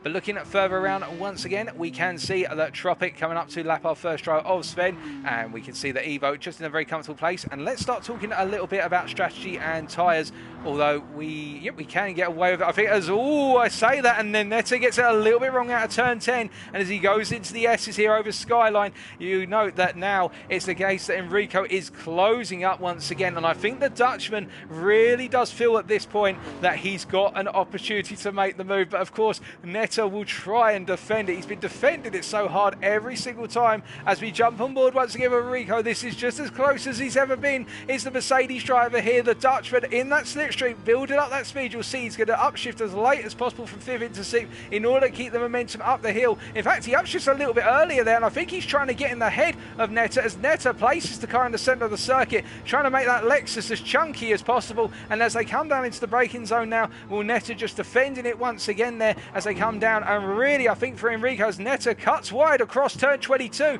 Netta is coming to the end of the life of those tyres, I think, as they both look down into turn 23. And Enrico on the inside, Netta on the outside. And Enrico, having not made the mistake at the chicane, gets the move done. But Netta will try and find some momentum pass. But look at Bethman, who's got the move out of turn 23. He's got the momentum. He's on the inside of Netta. They go down to turn 1 on lap number 10. And will Bethman simply hold it on the inside here and plant it on the apex? He does. And Netta is forced to go wide as a result. And now that means that Netta has lost 2 places as a result of a small mistake out of turn 22, which has cost him the momentum versus the AMGs. The Lexus driver, having had a very good fight so far, now finds himself at the back of this hunt for P6. But you'll love to see it. These 3 running so close together right now, nose to tail. But remember, we do have a 4th driver who's in the rear of your camera as we look at him now, and that's Skeller02, who is 5.2 seconds down on this pack and could enter this fight in a very short period of time indeed.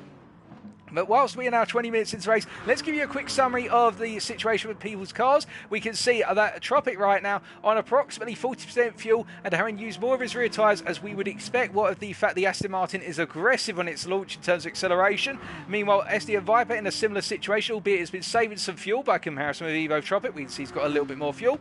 And then in P3, THG Muller, again in that quiet space there, but you can see how light the DBR9 is on its tyres versus the V12 Vantage iteration of the Aston Martin there. Although although he's on similar fuel to our race leader. Then in P4, Kawajo having got some front damage actually. We don't know where he picked that up, but you can see he's got some damage on the front of the car. So he's been driving a wounded car for the best part of a few laps. But that BMW M6 doing a very good job right now. Got the best fuel there of anybody in our top 4. And then we see that Belkin won a very peaceful race of his own. And that AMG, whilst it's a bit heavy, is able to nurse those tyres. Those front tyres in particular taking the beating. And our top 5 drivers, he's the one with the best fuel, 50% fuel, as he comes down into the chicane. We look a little further back and we can see that Enrico with a bit of damage on the front of the car. And I'm not sure where he's picked that damage up. I think he might have just clattered a wall very slightly somewhere. But you can see that Bethman and Enrico very close together right now. As Bethman goes a bit deep out of turn 21. And they're both on very similar tyre life, albeit it's the case that Bethman has saved a little bit of his tyres by comparison. I think he's just been nursing the tyres on the braking. And it's Netta right now who's got the damage all over the front of the car. And in fact, that front right-hand tyre is really hurt. And we can see that Netta's struggling. The damage that is on that car is holding him back a little bit. And our P9 driver Escala, who's on that 35% fuel right now. He's got a lot less fuel than the guys around. He's been pushing hard in order to get into this position, but he is in a very fighting fit position. And our P10 driver, of course, of Tom, having repaired that damage, is on a bit of a different strategy right now, having to pit early, so his tyres will be a little bit fresher than those of the guys around him. But that's our top 10 in terms of tyre wear and whatnot. But you can see that really our top 5 have broken away and formed their own little pack, if you will, and then it's the club chasing after P6 that's the big question, as we see that Scala getting ever closer to the back of Netta, albeit as they come up the hill now, it's not going to matter too much, but this is his opportunity to close up to Lexus and then go on the attack, come out of Forest Elbow. As we see our top 5, meanwhile, are on the opposite side of the circuit. Well, at least our race leader and his pursuer are. And then we've got Muller, who right now is coming down into the chicane. That's our top 3. And then we've got Kawajo, who I think has had something go horrendously wrong. No, it's just a case that gap has opened up massively over time, as we see Kawajo 15 seconds ahead of Belkin and 22.5 seconds down on Muller right now. And just making a peaceful one of it is the Belgian driver. But we come back to that battle for P6, and you can definitely see that Enrico, now that he's got past Netta and he hasn't got Bethman right behind him, you can see that Enrico is just starting to pull away a little bit, and I think this is what Enrico wanted, because you can also see that gap to Belkin has started to come down a little bit as well. A couple attempts have been taken out of Belkin over the course of sector 3, and I think Enrico now is starting to put additional effort in, or a little bit of additional pace, as we see further back in your picture here that Netta under pressure from Scala, who's going for the move on the inside of 20, but that'll be the outside of 21 as Scala makes his position known. He essentially says to Netta, I'm coming through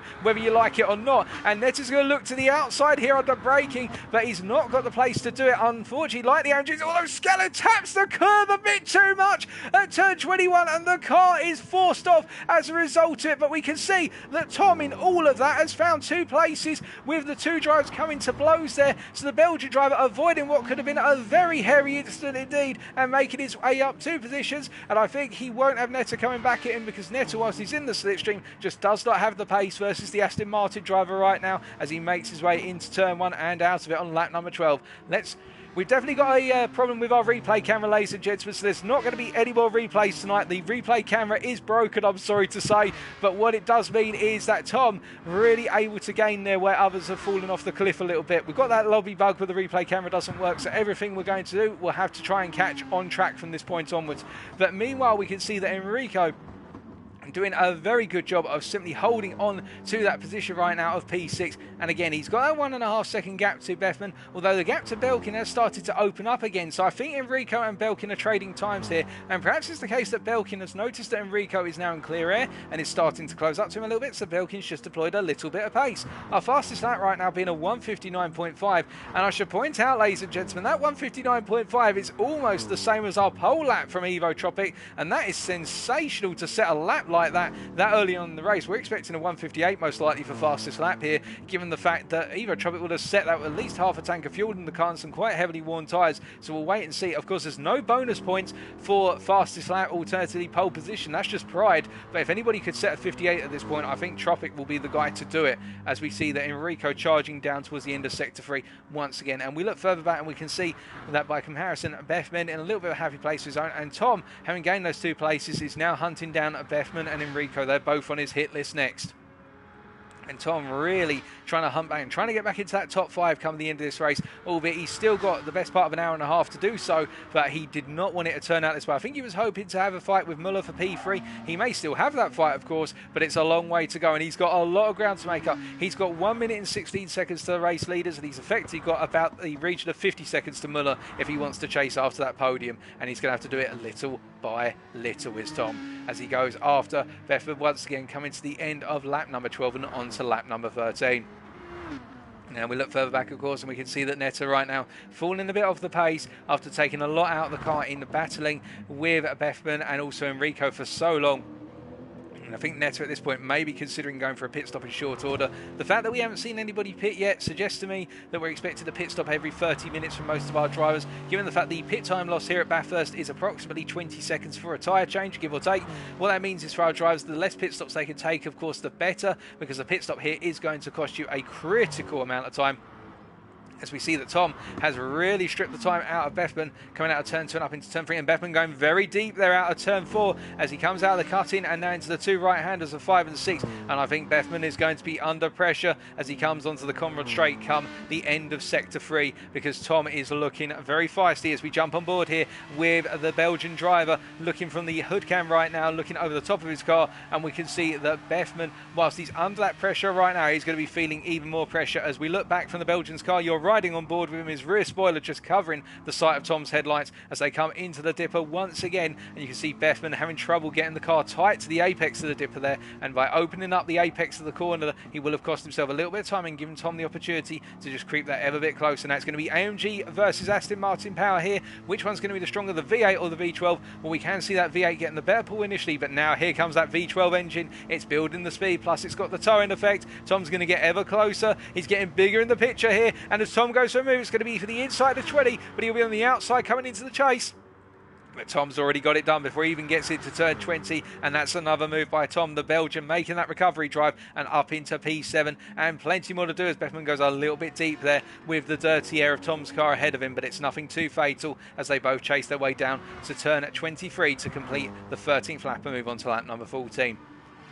So things have spaced out a little bit now in terms of drivers out of the circuit, and it becomes a case of when do the strategies kick off. And I think everybody trying to go as long as possible, as I mentioned previously, trying to turn this race into a free stop, although we can see some of our boards there have been sent absolutely flying across the track at turn 1. I'm not sure what's happened, but we can see, looking around, a number of drivers having to nurse damage on their cars, and Sven having been lapped by our 2 race leaders right now, and he's got Muller gradually catching up to him. I think Sven looking at damage limitation at this point, and also probably using this as a test session to get data on that M6 in terms of what's working in that tune and what's not. But the South African Muller right now, I think he's doing everything he needs to in order to bring home a nice podium. Of course, he's got to be wary of the fact that Tom is gradually catching up to things, as we say hello to Viper in the chat, and we can see that GTS 040 calling out move of the race for Netta, calling it. Well, so far it definitely is, but we'll expect more action as we go deeper into this race.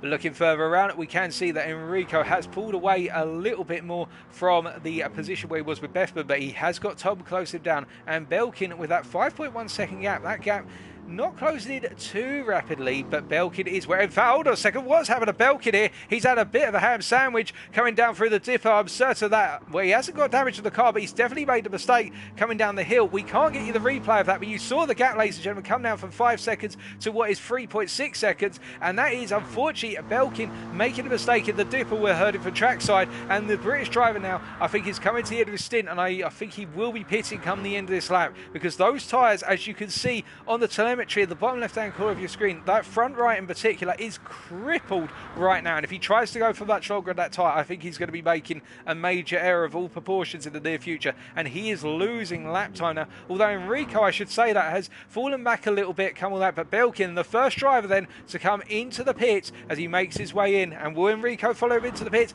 No, Enrico goes on for another lap. So Belkin, the first driver to flinch out of everybody and to pit, minus Tom, of course. But remember, Tom, our P6 driver, pitted early because he picked up that damage.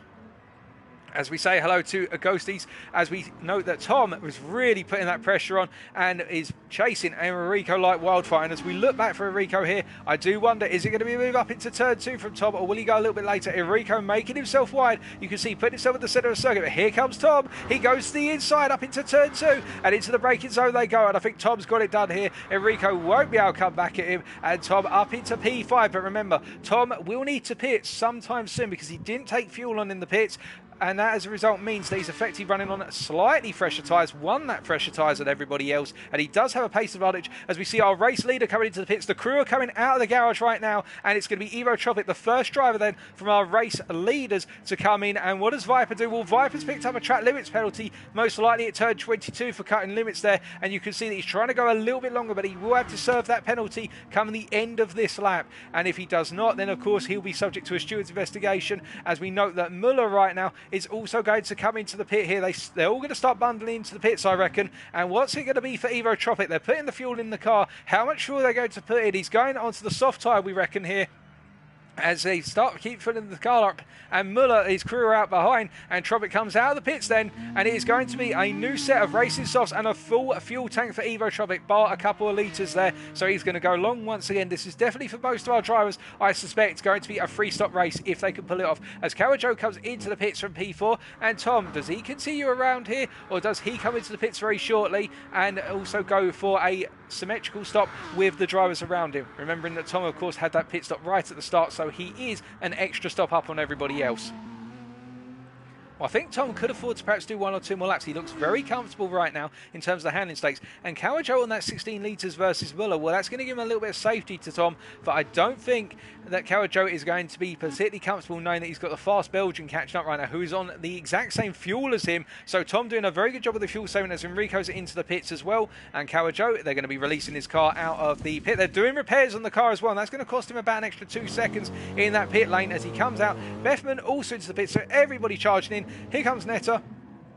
It looks as though everybody sequenced their stops accordingly, although Netta on 1 litre of fuel, so pretty much bingo fuel there from all that pushing that he had to do. And Belkin, as a result, remember that Belkin was the first driver to pit out of anyone. He pitted on what was lap number 14, so Belkin here going for on lap number 14, so going for the undercut here versus everybody, and you can see that Belkin is still ahead of Tom come all this, but Tom is gaining like wildfire here and is now only 1.7 seconds down, and if he can get those tyres warmed up quite early on, then I think Belkin's going to be under a lot of pressure. As Viper comes into the pit from the race lead, the gap was only 17 seconds come when he came into the pit, so I think Tropic is going to re-inherit the lead quite easily by a region of at least 10 seconds, if not more than that. As we see, meanwhile, in that battle for P5, we've got Belkin here, who is being caught up by Tom, and as we jump on board with Tom here, as he makes his way up towards turns 5 and 6, you can see that Belkin will have in his mind that you have one eye on forward,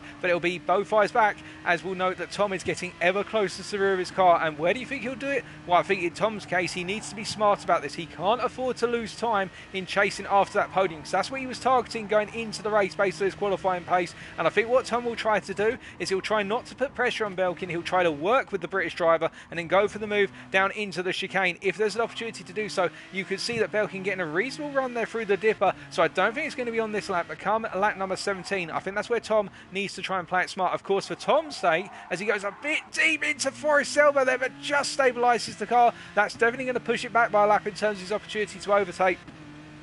I think in Tom's case, what he'll want to do, he'll want to get the pass done towards the end of a lap, because that way then he won't have to worry about trying to force a move on Belkin come at turn 2 in order to go uphill, because Tom is clearly as fast, if not a little bit faster than Belkin over the course of the entirety of the lap, and he can't afford to lose time. Remember, he is 1.5 minutes down on our race leader right now, but the guy he is hunting down is Muller, who is 36 seconds off our leader. So if we do some quick mental maths, it's approximately 50 seconds between Tom and this man right here, and that's the guy who Tom is hunting down right now. He's got a long way to go. We're only a quarter of the way into the race, and we're going to take a very quick sip of water shortly and then give you a recap of what has happened in the opening quarter of the race. Albeit I'm not going to do so right now, because you can see that Tom is hunting down Belkin, and we're going to stay with this action just a little bit longer, as I think Belkin, the British driver here, is starting to see the end is in sight in terms of Tom is closing on his prey. Now, what can Belkin do here? Does he go defensive and try to hold on to a P5, or does he simply let Tom through and realise, you know what, I've got bigger fish to to fry. If I can keep it going right now, then Enrico and Bethman won't catch up to me later on in the race.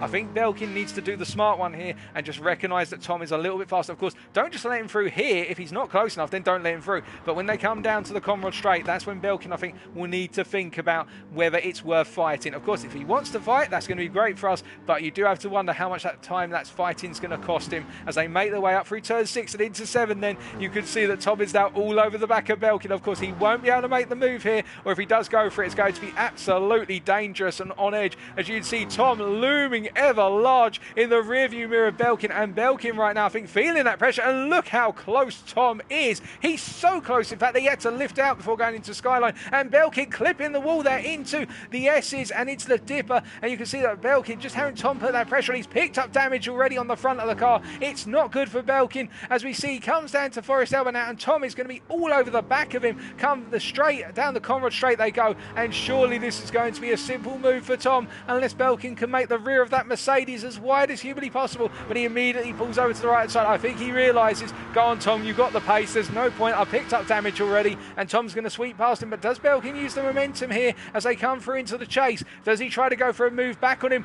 He's getting closer, is Belkin, but I don't think he's going to have it on the brakes. He's too far back. He goes as late as possible on those brakes. You can see the carbon ceramic disc lighting up, but it's not enough, and Belkin instead holds on to P6 in all, and it's going to be Tom who's up into P5.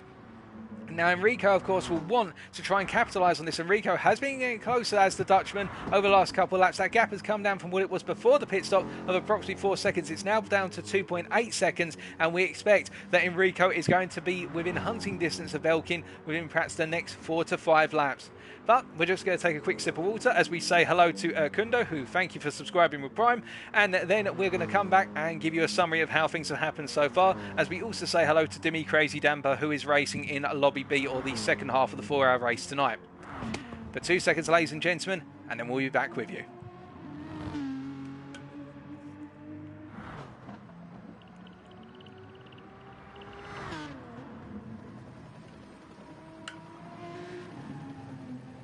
So after the first quarter of this race, the story really has been that this man right here of Evo Tropic, the German, qualified on pole by the best part of 5 tenths and hasn't let go of the lead since the start of the race. 17 seconds clear of his main rival right now, the American of SDM Viper. These two both running in the Aston Martin V12 Vantage, and really they've been in a class of their own compared to the rest of the field.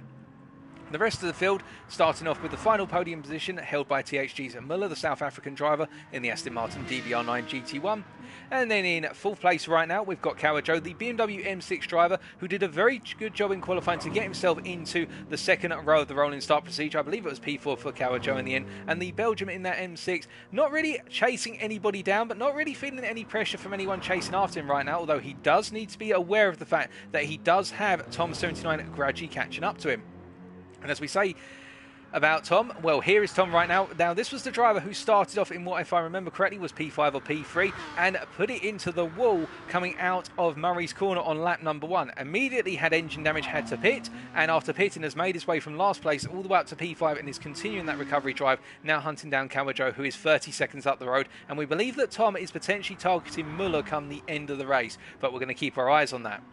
P6, meanwhile, is held by Belkin, who unfortunately, having recently picked up some damage in that battle with Tom, making that mistake down into the S's on lap number 17, is now getting increasing pressure from the Dutchman of Enrico. And we're going to stay with this for just a little bit longer, because I think Enrico is going to be within striking distance here coming out of turn 1. But will it be the case that Enrico can get it done or not, as they make their way out of turn 1, or Hell's Corner as it's known, and now they go along the mountain straight here up towards turn 2. They charge all the way up the hill. Now, who is going to have the advantage? I think it'll be Enrico's going to get into that slipstream, but Belkin will hold on.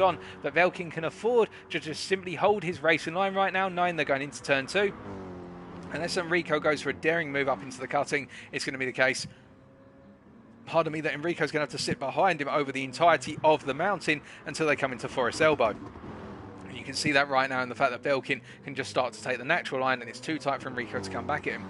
The story of Enrico, however, has been one full of fighting. He's had to work very hard to find his way up into this position right now. And indeed, he had Bethman, and also he had the Belgian driver in the Lexus of I've got his name wrong. Netta trying to fight after him, although Netta's in the pits, and I think he's picked up some damage somewhere. So I'm going to find out about that very shortly for you. But you can see here, coming back to the battle right now, Enrico and Belkin going side by side over the skyline, and that's the one place you do not go side by side. And Enrico has just realised why you don't do that, because Belkin there, as he went to take the standard line, had to go a little bit wide in order to make the corner, and that just tapped the front of Enrico's car. Two do not go well into the one there, and Enrico was smart to back off before that could have proved fatal. But he's right there in the slipstream right now of Belkin, and I think at this point it's going to be a case of how long can Enrico stay behind him, how long can Belkin keep him behind. He's getting ever closer, is the Dutchman. Is the move going to be on into the chase here? They come down the Conrad straight. Belkin defends to what is the inside for turn 21. You're going to see the side by side, but Enrico's got the pace here, and he essentially forces Belkin into a very tight line,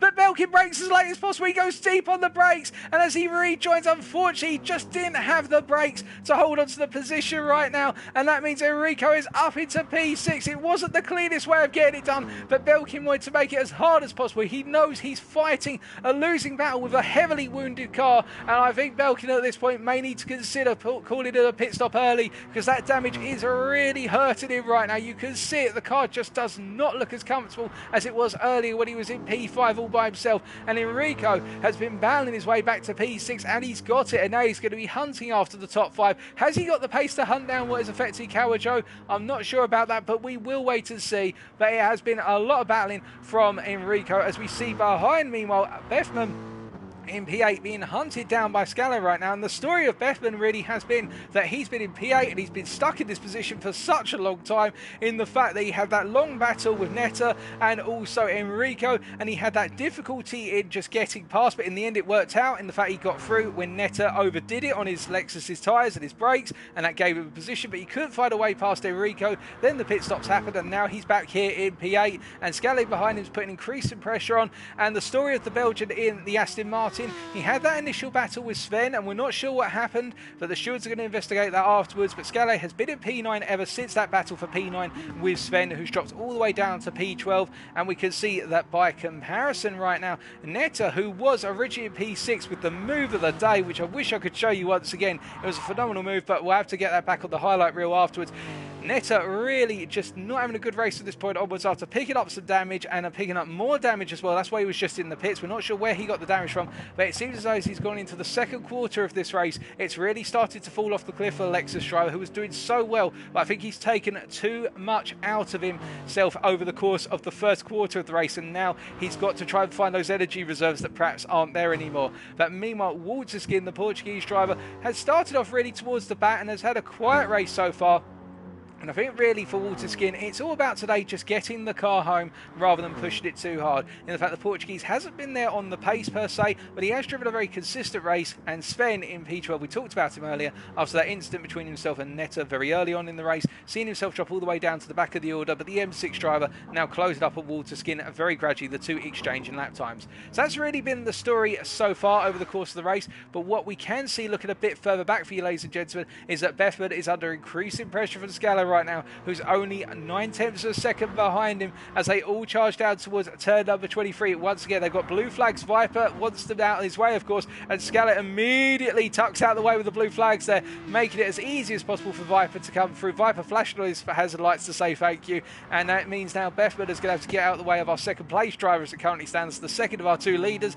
And you'll note that Bethman, I think, is going to try and do it in a manner where he's able to tuck in behind Viper, but Viper playing it smart here and essentially saying to Bethman, no, I want you to give me the tarp, the straight here. I'm not going to give you any magical toe. You're going to give me the tarp into turn 2, and now I'm going to flash my lights to say I'm coming through. And he does so, and now they come up into turn 2. Bethman can't fight this, of course, because of the blue flags, and Viper now is through, as we see Bethman backs off a little bit too much there, in fact. And I think actually Bethman lost a lot of time, a lot of unnecessary time. He's lost what is effectively because of that 4/10 of a second, and Scala won't be able to go for a move here into the cutting, but Scala is the closest he's ever been. As we look back from the Belgian driver's car right now of Bethman, you can see that his fellow countrymen chasing after him. But of course, it's one thing to be this close, but now we've got such a tight section of the circuit, sectors 2 and 3, ever so tight. Scala's got to simply sit there in the dirty air, suck up the dirty air, and just try and stay there as close as he can as they go down into Forest Elbow. They've got a long way to go. They're coming through Murray's right now. Over Skyline they go, over the ridge, and now we're going to be riding downhill. It's like a roller coaster, effectively, ladies and gentlemen. I can tell you have raced multiple endurance races around this circuit.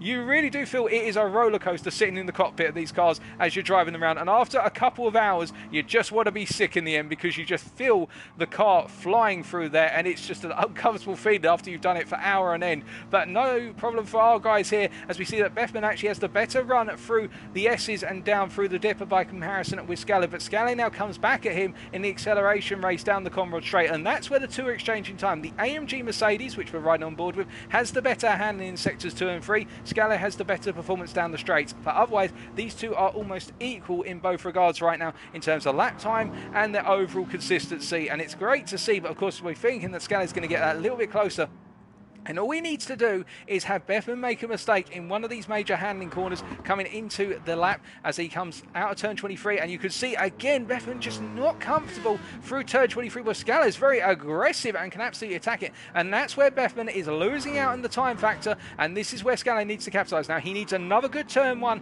does Scally here versus Bethman, and he's got it. And you could see that Bethman now losing that acceleration off apex there coming out of turn 1, and Scally's getting the closest he's ever been. He's going to be within 2 tenths come the end of the straight. Will he be able to do it? Bethman's going to go a little bit defensively. He just creeps off the racing line, makes himself nice and wide going down into turn 2, and Scally, it must be so frustrating for the Aston Martin driver because he knows he's got the pace. As you see, Bethman actually gets launched off of the curb there at turn 2, and they're going to be side by side up the hill into 3. Now Scally surely is going to back out of this because Bethman's got nowhere to go. There's contact, and Scally's knocked into the wall there, and 2 do not go into 1, but Bethman goes out into the wall at turn 4 there, I think realising that he did fall Scally wide. But then again, it's questionable whether you want to go too wide there. But Bethman, I think, making a small mistake under braking and also giving Scally the place. And I think the two drivers might have words after the race, of course, but Scally up into P8 and Bethman down into P9 right now. Wasn't the best way of getting it done, but Scally's got it done and now goes chasing after Belkin, who's all the way down now in P7, but he's 21 and a half seconds up the road,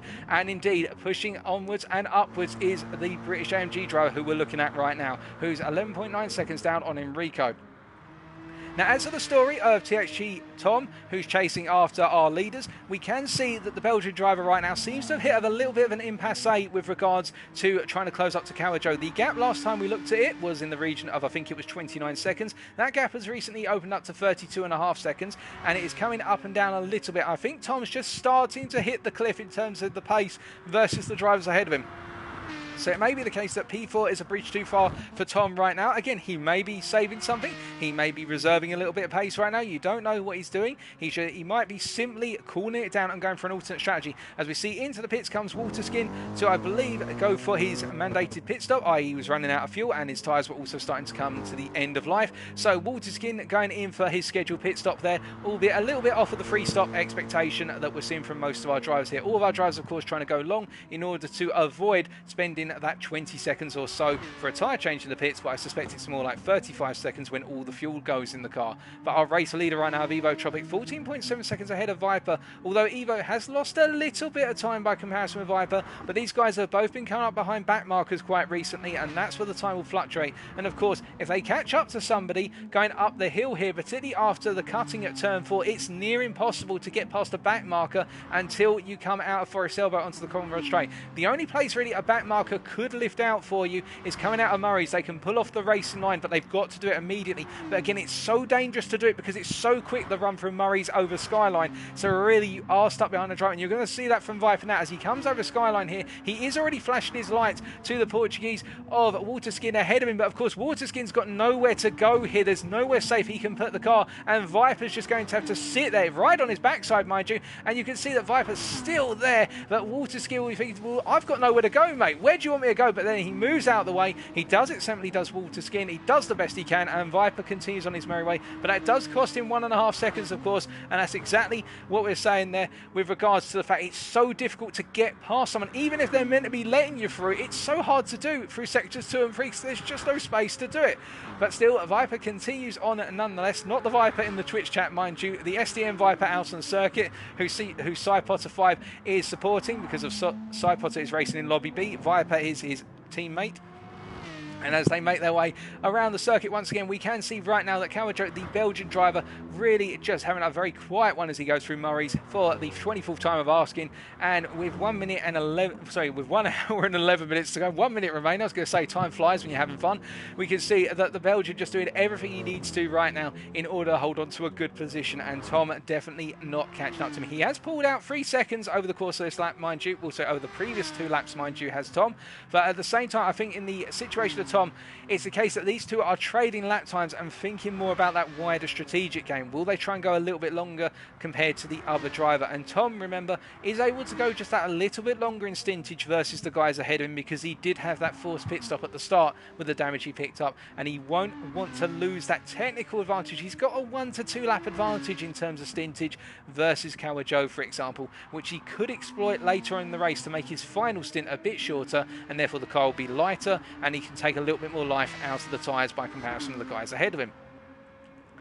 And we can see here that Belkin moving out of the way of SD and Viper, and doing so in fact at turn number 8 there. So some brave stuff from Belkin to move out of the way like that. I wasn't expecting that, but we can see that our race leaders now have lapped up to and including at P7, as we do see that somebody joins the lobby incorrectly. I think they've joined the lobby by mistake here, but as the race continues on nonetheless and our drivers press on all the same, well, looking around, it's safe to say that the closest battling we've got on circuit right now, where there's nobody really battling for position currently, ladies and gentlemen, for you. We're just taking a quick flick through our drivers. So it's more now coming down to that strategy element. I think for the next half an hour or so, we're going to expect that. And we can see that Scalay here, having got past Bethman earlier on, he got past him on lap 22, going up through the cutting, albeit in a little bit of an awkward fashion there. I think neither driver wanted to give way, but in the end, Scalay found the way through quite forcibly.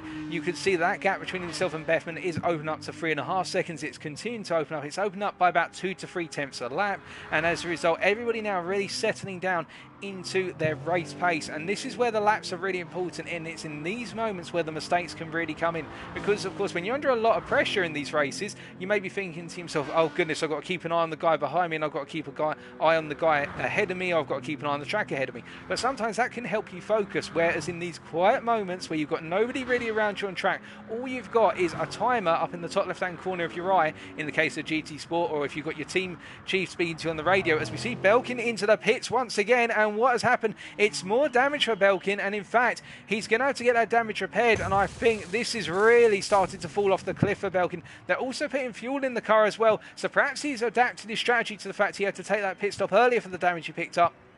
But it's definitely not looking good here for the British driver as they're repairing that damage right now, and that is going to drop him further down the order. Now, where does this drop him precisely, you may be wondering? It drops him, oh goodness me, he's come out in a battle with Netta here, and he's got a penalty to burn as well. So whatever happened was absolute chaos, as we can see that Muller's also going through to lap Belkin. Belkin will have not wanted that. This has dropped him well down into P10, and whilst Netta was only going to be effectively about half a second up the road, Netta is now at the best part of 4.5 seconds up the road for Belkin, and Belkin has got it all to do, albeit he's on fresh tyres versus Netta, but you do have to imagine that Netta will be pushing hard in order to hold on to that position, and this is going to give Netta a little bit of motivation or a little bit of potential focus, albeit that he could do the same for Belkin, as we see that Sven is into the pit. They're going to get that BMW M6 service as quickly as they possibly can. So it's here, Sven, of course, here in a battle with Waterskin for what is P11, albeit I think he's got more than enough of a gap right now over Waterskin, with the Portuguese driver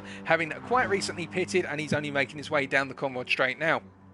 So that's really the chop and change, and as I was saying, ladies and gentlemen, for our drivers right now, this is the awkward part where it's all about trying not to lose focus, trying to not lose that concentration. You haven't really got anything to focus on. The only thing you can look out for is, where's my braking points? Am I accelerating correctly? Is that time between myself and the guy behind or the guy in front coming down? Am I setting personal best, etc, etc? And those are the awkward parts of these races, because a slightly dip in the form of your concentration and you'll see yourself going into a wall, and that can throw away what has been, say, an hour's worth of effort with only an hour to go. That can throw it all in the bin, and what was perhaps a certain win or a certain P3 can suddenly become a P9 or a P10 unless you make a recovery drive after that. But you definitely can see in this almost coming into the end really now of the first half of this part of the race. We note that Viper is closing up a little bit to Tropic, albeit traffic has had its role as Sven moves out the way, going through turn number 5 into 6, and you can see that Tropic, 13.8 seconds is his advantage. He does have an advantage over the American of Viper, but Viper is pushing and really trying to find a way to get that gap to close down. And to give you an idea of the lap times, ladies and gentlemen, on the previous lap, Viper set a 201.0, whereas Tropic, by comparison, set a 201.1. So the two are trading lap times, but of course, it may be the case that Tropic has figured out what Viper's lap times are, and he's paced himself to Viper, finding places where he can do that extra bit of fuel saving and adjust his lap time to match that of Viper's without costing him any sort of major changes in his approach to braking. He might just be upshifting earlier, for example, coming down the Conrad straight here. It will save him 1 or 2 litres of fuel over a couple of laps, and in return it will give Viper perhaps a false hope that Viper is catching up to him, when actually Tropic is just simply playing a strategy game or a mind game. And that's why the things you'll see in the real world, and we see it in sim racing as well. For example, you see it in Formula 1, Lewis Hamilton, and also drivers like Sebastian Vettel in the past and Michael Schumacher in the past. They're very good at driving to a lap time. They'll target a lap time, they'll get it clocked into their minds, and then they'll simply drive to that lap time throughout the entirety of the race. And that's what I think Tropic is trying to do right now. He's trying to drive to a target lap time of a 2:01 flat, and if he can keep nailing it, then it'll give him the comfort zone he needs to know he's got that space out on circuit. He owns the fastest lap right now of a 59.4. We know he can do that, and by comparison, our third place man of Muller is on 205.4 currently on this lap. Muller, the best of the rest, really, our leaders in a different world, and Muller just losing little bits of time. And we can see that Kawajo, by comparison here, on a 203.2. So Kawajo is closing up to Muller. In fact, he's doing a very good job of gradually catching up to the South African, is the Belgian driver. And I think we may see a little bit of a battle for P3 potentially develop in the second half of this first portion of the 4-hour endurance event. Of course, we're only looking at the first 2 hours here, and then we transition over to Lobby B at a later point tonight, but we're focusing on the first 2 hours, which is Lobby A. And Kawajo here starting to come alive a little bit. And really, one thing we didn't talk about too much, as we just take a quick look through the field to make sure that there's nothing immediate about to happen in terms of battles. I don't think there is. And we've got Belkin here, who is falling a bit off of Netta after that pit stop, essentially. And we can see that Netta 12.8 seconds up the road, and Belkin just having a very difficult time of things right now. But we'll see what he'll be able to do in the second half of Lobby A here. Let's talk a little bit about this BMW, because we haven't really talked much about its strengths and weaknesses over the course of tonight so far, and it's really been the car that hasn't been featured too much.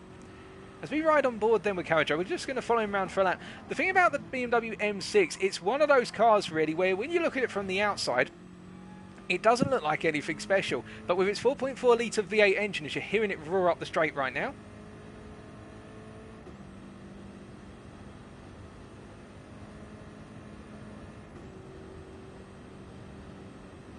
and as he breaks down into turn 2, they're coming down from what was 6th gear, coming down to 3rd gear there. The 4.4 litre V8 engine is supplemented with a twin turbo, and as a result, it's quite a punchy car in the low speed acceleration zone. So here, for example, as he comes out of the cutting, you're going to see he's got to be gentle on the power initially, but once he starts to build up the power, watch now how it surges up through 5, 6 and through 7, and then into triple left-hander sequence up to Murray's Corner.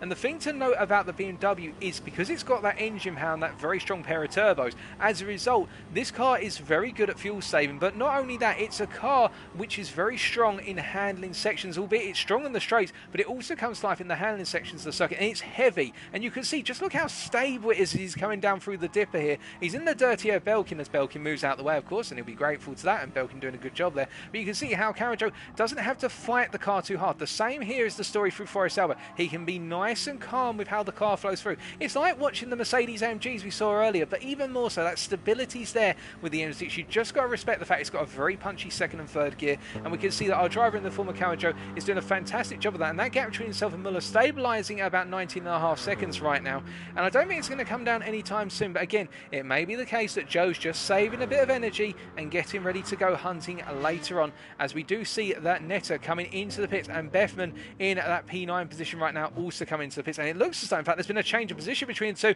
and in fact I can tell you that Bethman's made a mistake. We didn't see that on camera, but he's made a mistake coming out of the chase, and that's why he's dropped down to P9 and picked up that engine damage. So there's a change there, albeit Netta's going to spend a bit of extra time in the pits because he's only got 23 litres of fuel versus Bethman, who's on 36 litres. Both pit crews are servicing the cars right now, and Netta by comparison only has a little bit of front damage here. So this is going to be very close between the pair of them as to who comes out of the pits first. We can see right now they're putting the fuel in the car for Bethman. He's going to be in the pits for a little bit less for fuel, but longer for repairing the car. Who's going to be the first one out of the pit lane? Well, they're going to be repairing the car, and will Netta come out ahead of him? Well, no, I don't know. In fact, it's going to be Netta just ahead of Bethman, I think, and Bethman, it comes out of the pits now, and that gap, well, you can see they're both out on circuit together, and it's Bethman who is down by 3 seconds, but immediately gets to work in terms of flooring the throttle and goes chased after Netta. So there's been a change of position with Bethman making that mistake coming out of the chicane before coming into the pits, and that's why the story has flipped a little bit, and Bethman is now our driver in P10 rather than Netta. So Netta making a place at the cost of a driver's mistake, as they make their way then into the second half of this 2-hour portion of the race here. We are an hour in now effectively, and as the clock ticks over to the final hour, we'll give you a quick recap of the order and what to expect in the final hour, as we've got blue flags for Bethman right now, as he has got our P1, well, not our P1 man, our P4 man of Kawajo, well, no, it's not. It's THG Tom, in fact, who's making his way up to Bethman there, getting drivers confused here. That's how spread out the field is right now, though. And we see even further back, we've got a lot of drivers coming charging up the hill. And we do indeed see that we have got Sven here being lapped by a good number of drivers on different laps right now. And I think Sven will be just grateful to let them all through eventually as he moves out of the way there. Sven making his way peacefully in behind Enrico as Enrico goes charged up into turn 3. And we do see that Vass has started to pull away a little bit from, Netta, I should say, has started to pull a little bit away from Bethman. That gap opened up to 2.4 seconds, albeit these two are trading lap times as they make their way down the Conrod Straight once again. So to give you a recap then, after we take a quick sip of water, this will be the first driver we look at. It'll be Evo Tropic.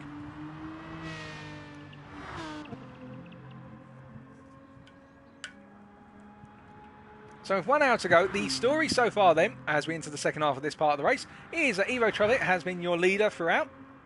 22 and a tenth of a second is the gap between Evo Tropic and his main pursuer, SDM Viper. He's led this one from start to finish so far. Viper qualifying P2 and Tropic qualifying P1. That's how they've remained. Tropic making a little bit of a mistake there, in fact, coming out of turn 21. That will cost him a small amount of time. But really, Tropic coming into the pits, coming to the end of his stint right now for his second stop. And again, most of our drivers here who are not picking up damage are going for a free start, and we should expect that Viper, our P2 man, who's been running a solid P2, just not able to match Tropic in terms of individual lap pace, but the two have been very consistent and matching one another. If not, Viper's had a little bit of a pace advantage as they've come towards the end of their stints, feeling a bit more comfortable at the end of the stint versus the start of the stint. Both drivers into the pits. Then we've got a 40.5 second gap to our third place man, who has really been the best of the rest, and that is THG Muller, who in P3 right now, the South African, just simply focusing on rounding off the podium in the Aston Martin DBR9, has driven a very solid race, it should be pointed out, and we're expecting a pit stop from him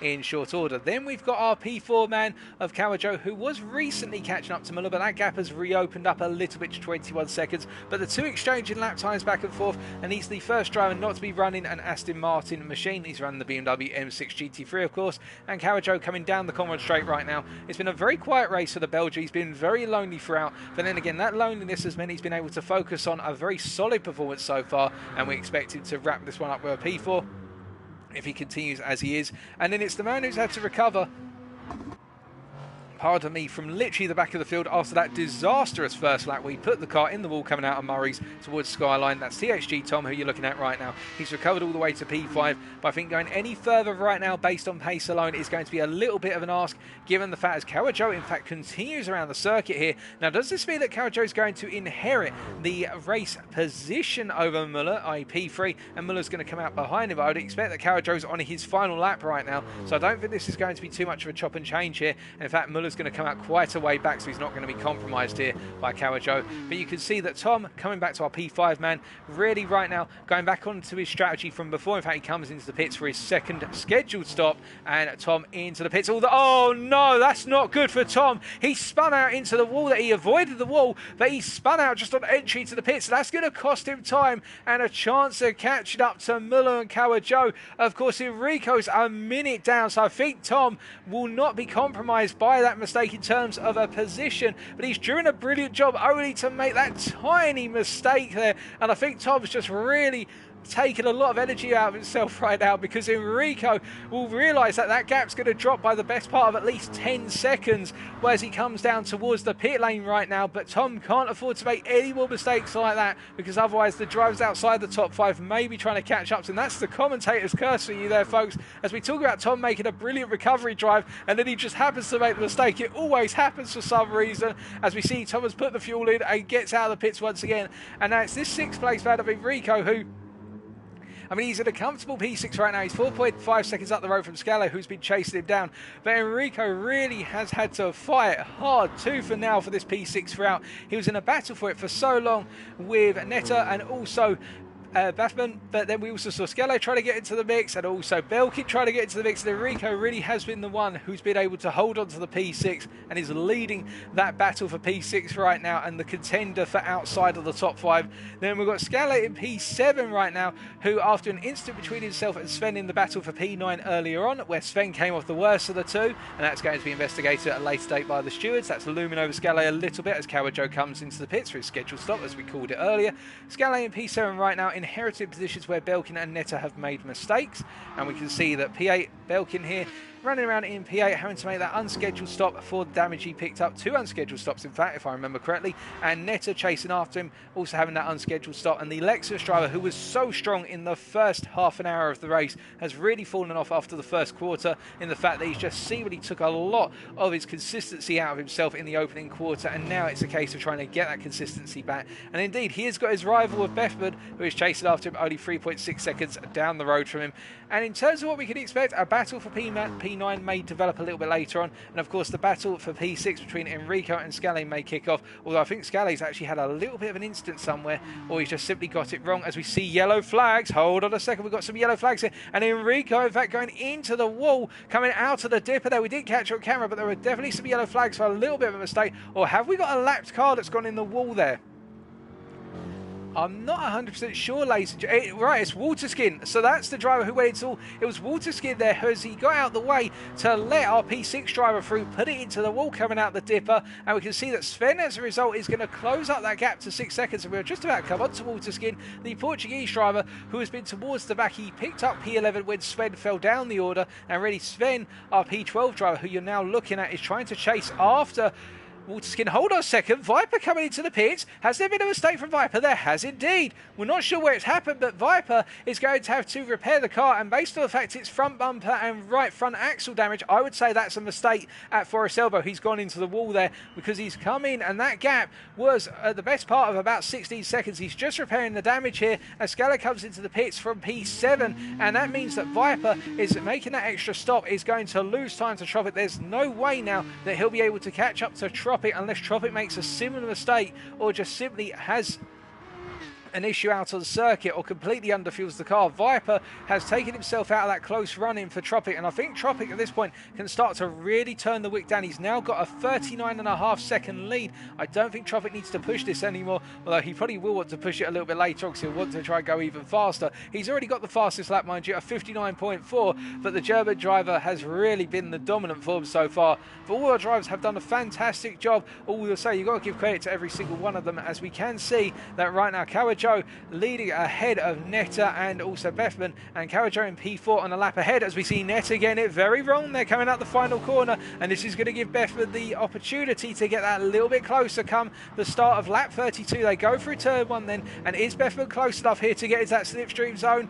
I don't think he's quite close enough. He's just a tiny bit outside of it, but as they come onto the straight, in fact he is just within range here, so Bethman is going to start gaining on Netta here. He's within that 0.75 second window, and Bethman is starting to gain in the rear of your picture as they come into the braking zone for turn 2. Of course, Netta is going to be the one on the brakes here. He is the bold one on the brakes. He's got the stronger brakes in that Lexus compared to the other cars, but you can see that he's making little mistakes, riding the curbs a little bit too high, and that's what cost him the time early on, and Netta really struggling to keep that car calm right now. And as a result, Bethman getting ever closer, but now they're going up the hill. They're going through turns 5 and 6, and this is where Netta can simply make himself as large as he wants, because Bethman's not going to be able to find a way past. We saw what happened earlier on in the race where drivers tried to find their way past up here through Skyline. It just doesn't work. 2 by 2 do not go into 1. Hurrah, hurrah, as they say. And now we can see that Bethman getting a little bit closer, but backing it off as well. I think he realises he's going to be too close to go for a move here if he gets it too tight into the dipper. So instead, in fact, Bethman goes just a tiny bit deep there as we jump on board looking from Bethman's car. You're riding on board with the Belgian right now as they come down to Forest Hill, and you can see that Bethman is trying to hunt Netter coming out of each and every corner, coming out of Forest Elbow, and Netter clip the wall there, and as a result Bethman will get into that slipstream zone as they're coming into the second part of the Conrad Straight. And now as they charge up the hill portion here to complete sector 3, Bethman's going to get closer and closer and closer, but is it going to be enough? I don't think it's going to be enough here as they charge down the hill towards turn number 21. Into the chase they come, and I think Bethman's going to have it all to do once again on lap number 33, given the fact that Netter's just a little bit too far away right now. But Bethman is really putting the pressure on the Lexus driver, is the Belgian, as he puts the pressure on his fellow countrymen. They come down to 23 here. And you can see that Netter just going that a little bit deep. But every so often, Bethman just drifting wide as well. I think he's just not getting used to driving in that dirty air as much as perhaps he'd like. And that's what's costing him those small increments of time. He just needs to get those mistakes out of the way. And you can see, again, Netter goes deep into turn 2. And that's enough to cost him the time here. And Bethman's going to be a little bit closer this time as they go up the hill. And as we look back from Netter's car by comparison, you can see that the Mercedes is getting ever closer, and it gets even closer into the braking zone to turn 2 here. But Bethman's just not close enough to try and find a way to be all over his back to sneak a move into the cutting. And I think for Bethman at this point now, it's all about he's got to nail being this close come the end of the mountain. When he comes out of the centre of the mountain, you can see that Bethman is the stronger in the 2 zones where he can go for the overtakes. It's not because the car's strong, he's just stronger running off of those apexes, but he gets a little bit sideways coming out of turn 5. Again, that dirty air just not giving him the opportunity to deploy the power that he wants to, and it is back and forth between these two in the battle for P9. And it should be pointed out that really this is the closest battle circuit, and Netter literally using the full width of the circuit, but he's got to be so careful as Bethman almost clips the grass there, but he's ever closer. He's 3 tenths back, but he's lifted off over Skyline. Then you can see that Bethman knows he can't afford to run that close to the back of Netter, and he goes a little bit deep into the dipper but just holds it together. He's pushing so hard. It's the Mercedes driver behind it. He's the closest he's ever, and he hits the wall into Forest Elbow there. He hits the entry wall, but both drivers get it wrong, and Netter gets it even worse coming out of Forest Elbow here. It's all sorts of wrong for the pair of them, and they're drag racing down the Conrad Straight now. Bethman's up into P9, but they're going to be side by side as they come down towards 20, but Netter immediately tucks in behind, realising if he's going to come back, he'll do it on the brakes, and Bethman's got to be aware of this. Surely he's seen it so many times. Will he go defensive into the chase? He doesn't go defensive. Netter backs out of it instead. Netter was too close.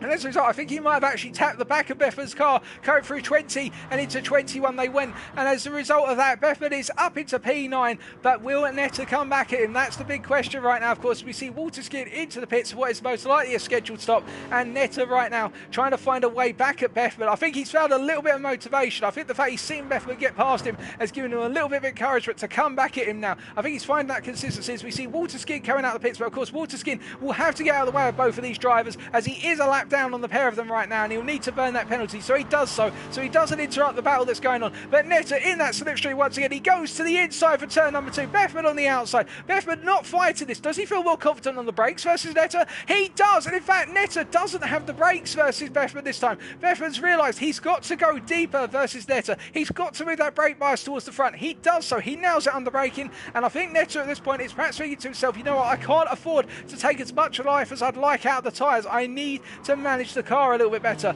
and instead focus on closing up to him over the course of the mountain, and then get him down the Conrad Straight where I'm the strongest compared to anybody else on the brakes, or at least I was the strongest, of course, he'll be thinking. But now after he's seen that from Bethman going into turn 2, will it still be that case when they come down the Conrad and into the chase? But you can see that Netter chasing after Bethman once again, and these two have been absolutely inseparable over the course of the last couple of laps. But I think Bethman right now is doing enough just to start to eke away. Netter being that little bit weaker through the dipper here in sector 3, and as a result that's just giving Bethman the opportunity to pull away. But again, that Lexus is so strong in the initial acceleration phase coming out of any low speed corner in third gear, and you can see that Netter just doesn't have it in Forest Elbow, and that's going to give Bethman the opportunity to stay clear of the Lexus driver for the time being. A good battle there, but Bethman has made it up into P9, and I think it's going to stick for the time being. As we look further back right now, and you can see that Sven in at P11 with Waterskin taking that stop. Sven is up into P11 and he's got it secure for the time being. A gap of 51.5 seconds between the Belgian and the Portuguese. But we look further around, of course, and we can see our race leader of Evo having upgraded the fastest lap to a 59.320, so improving it by a tenth, as he does. We can see that our leader just simply in a world of his own, and really Viper, after picking up that damage now, thinking about, well, I would say it's damage limitation, but a P2 is always nice, although he's drifting it there through the dipper. Is the American as he makes his way down into Forest Elbow for the 36th time of asking, and you can see that Viper really right now trying to find some way at getting back at Tropic. Even if it's a case he only pulls a couple of attempts out per lap, perhaps that'll be enough just to get him in a position should Tropic make a major mistake, he can inherit the lead. You never know.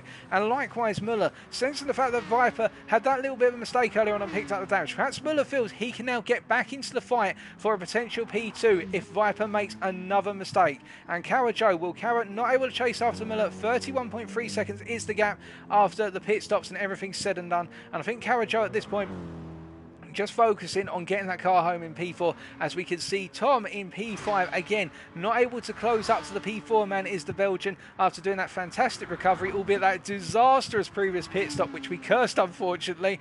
And the Belgian driver, I think a P5 is going to be his recovery target, and now it's about bringing it home. Can he do so? Well, we'll have to wait and see. And then it's Enrico in P6, and our top six really separated from one another right now, as I think we've got a battle. And what has happened to Bethman here? He's into the wall, and can we get a replay of that? No, we can't, unfortunately, but I think it's much like what happened to Tom at the start of the race. He went wide out of Murray's. In fact, I'm hearing it from the trackside guys right now. He went wide out of Murray's and put himself into the wall, and Bethman not happy, in fact, clunking the wall there. Oh, it's not good. In fact, I think there's been something between himself and Waterskin. I think so. It's completely kicked off there. We'll find out after the race. But Waterskin right now, well, being shouted about by Bethman there, you can see. But we'll see. That's for somebody else to decide. As you can see that Waterskin pulling off the circuit of Forest Elbow to let the cars behind through. And Tom coming through in very quick order. But Netta back up into P9. Wasn't able to catch that, unfortunately, ladies and gentlemen. But Bethman, there's something definitely gone wrong up at Murray's corner, then going into Skyline, and he is not best pleased about it, because I think Bethman has got engine damage as well, and that could actually see him and drop quite a way back in terms of time. Sven is 1 minute and 19 seconds behind. Do you think Sven could catch up to him? Maybe it could be the case, but again, we will wait and see. Remember, Sven right now hasn't even caught up to the section, and we're going to see here as Sven comes across Murray's corner, where did Bethman have the instant? We should see that timer jump very erratically. And it was definitely, yes, as he was coming out of Murray. So that's where the instant was triggered. And I think it hasn't cost Bethman too much time, albeit he'll have that extra pit stop. But Sven then gets a little bit of a tank slapper coming out of the dipper. And as a result, Sven cannot capitalise as much as he'd like, as Waterskin is also into the pits. And I think Waterskin has also got engine damage. So I think there was an instant between the lapped car of Waterskin and the quote-unquote lead lap, albeit not quite the lead lap for Bethman. And we'll have to find out about that later on after the race, of course. But again, that's why the difficulties here. We talked about it quite early on in the race. When you catch up to someone over the hill, even if it's a lapped car, you've got to have that patience behind them, because unfortunately there's not much room for you to get through past them unless you're in Sector 1 and Sector 4, or they're very wise and know exactly where you can get out of the way over the course of the mountain. But not every driver's au fait with that, as we can see that Muller right now trying to find his way past Sven in terms of the back marker car, and I'm sure Sven will move out the way on the start finish straight here. As both drivers go on to another lap, it'll be Muller going on to lap 38, and I believe Sven going on to lap 36. As they make their way across the timing line here, and you see Sven immediately getting clear. Now, to give you an idea of how much that gap has changed, with Sven still being in P11, that gap between himself and Bethman has now dropped down to what is 28 seconds. So if Bethman was to have another major issue, alternatively Sven could just up his pace a little bit right now. Sven could be competing for a top 10 come the end of the remaining 43 minutes of this race. So we will wait and find out for you, of course. As we got a spin down at the chicane here. Now, who on earth has that happened to? We are just trying to find out for you, folks. It is, I believe, I think it's Belkin who's had it is indeed Belkin who's had a spin coming out of the chicane, and as a result, what is a P8 right now, I think Netta is going to be catching up to that in very short order, in the fact that he was quite a way down, and Belkin just having a very difficult race, as we see Netta going deep out of the final corner. A lot of drivers just seemingly starting to make mistakes now, whether of their own doing or in instance with other drivers, and this is what I was talking about earlier, folks. Remember, one thing to race amongst other people, another thing to do the laps by yourself, and Neto making a continued series of mistakes here with dirt on his tyres, and this is not what you want, because now it means that Scally has moved up into P7 and is clear of the pursuit of P7 with Neto and Belkin both having those mistakes. Neto up into P8 of course, but he's coming to the end of his tyres, is the Belgian driver in that Lexus, and the question will be, will he be able to come out ahead of Belkin, or will Belkin be able to jump back ahead of him? I think Belkin's done enough to come back out ahead of him eventually right now, but you've got to imagine that it's not looking good for anybody in that battle for P8 right now. Who's going to finish there? We'll wait and see, but it is constantly evolving, is this battle, and it's not because of battles out on circuit, it's because of drivers making mistakes and little errors like that just constantly creeping in, and it's not what any of them will want to experience. And we can see that Bethman now coming into the pits for what is a repair stop. So Bethman's just having a disaster of a race here. He had all that damage on the previous laps, but he's also pitted for fuel, and now he's pitted again, and that means Sven is going to get promoted into P10. Well, that rhymes, and it's not a coincidence, because Sven is being rewarded for some consistency which other drivers ahead of him are not showing, and that means now the OJRT driver could continue on finishing the top 10 here, and he would have been imagining this in his wildest dreams, having started the race right at the back of the field, and the M6 driver, the orange juggernaut, has just got to keep going, and you never know what could happen here, in the fact that he's just got to keep playing in the laps. He's got no damage on the car right now, and if he continues to do so, this could be a complete reversal from what he expected much earlier on. But you'll wait to see, of course, indeed we all will, as we go deeper and deeper in 40 minutes to go. And Scally's had an incident as well, got into the wall, onto the grass at the exit of the final corner. They're all making mistakes out of it. Scally didn't pick up any damage there, and he'll be grateful for that with everything that's kicked off around him, but nobody can afford to make any more mistakes. They're all creeping in right now, and it's absolutely bonkers for all of them, in the fact that they're getting to that point where it's all started to fall off the cliff a little bit, albeit our top 5 aren't experienced that too much. And in terms of Sven's average lap time, as I'm being asked right now by Niatan94 in the chat, to give you an idea, well, Bethman, we won't be able to give you a comparison, but Sven on his previous lap, my sincere apologies, looking at a 2-minute 07, and he has been lapping around the 207s, the 208s consistently. That's why he's 2 laps down on our leaders right now. Bethman, by comparison, and in fact, we can get you that data if you give us 2 seconds, ladies and gentlemen. We will just get all that data on screen for you. So those are the laps from Sven. Actually, he's been lapping much more consistently than that. He's been doing 203s and 204s, sometimes the 206s. And Bethman, by comparison, before we remove all of that lap data, you can see is in the 205s and 204s. So the two drivers are actually quite close in terms of lap time. So Sven here with a 10.3 second lead over Bethman right now. He could potentially pull this off. He could creep this out here. And then you've got Waterskid, who's even further down, who you can see is running on a very mixed set of laps. I think Waterskid's had a very difficult time, but 208s to 209s from our last place drivers it currently stands. And in fact, if we go through all the drivers right now to give you an idea of their lap times, you see that our race leader, in fact, picked up a 1.5 second penalty for track limits. What I'm hearing at the Dipper, he's got those track limits for. 1.5 second penalty there, running in the 1:59s and the 2 minutes consistently. Viper, by comparison, in the 2 minutes with the occasional attempt at a low 2-minute lap. And he is pushing hard by his Viper, but he just hasn't quite got enough to challenge for that lead. It's just a little bit unfortunate.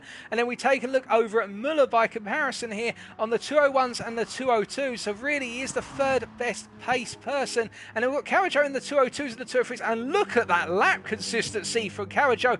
That is extremely consistent, as strong as Tropic in terms of consistency, in fact. And as a result, really, our top 4 in a very consistent place. And you can see that Tom almost on the same pace, in fact, a little bit faster over the last couple of laps by comparison with Carajo. But of course, Tom's had those slides into the 203s every so often. It's a little bit unfortunate there. And then we see that Enrico now starting to fall into those 203s and 204s, but he's in a comfortable place. He's got a minute over Scally, who in P7 right now in the 206s, albeit it's been very inconsistent for Scally over the last couple of laps. Those tyres and a little bit of tiredness started to seep in for the Belgian driver. Our P8 man of Netta, by comparison, at 206s and 205s. And again, those tyres are starting to come to the end of their life. And then we've got Belkin in P9 with 206s and 207s, albeit he's just pitted, so he's going to be putting in some new fast laps, I'm sure, very shortly. We're going to see a lap coming very soon, and that's going to be a 204, in fact, albeit that's an out lap after, I believe, he's come out. Well, it may not be an out lap. That's not an out lap. That's a fast lap there from Belkin.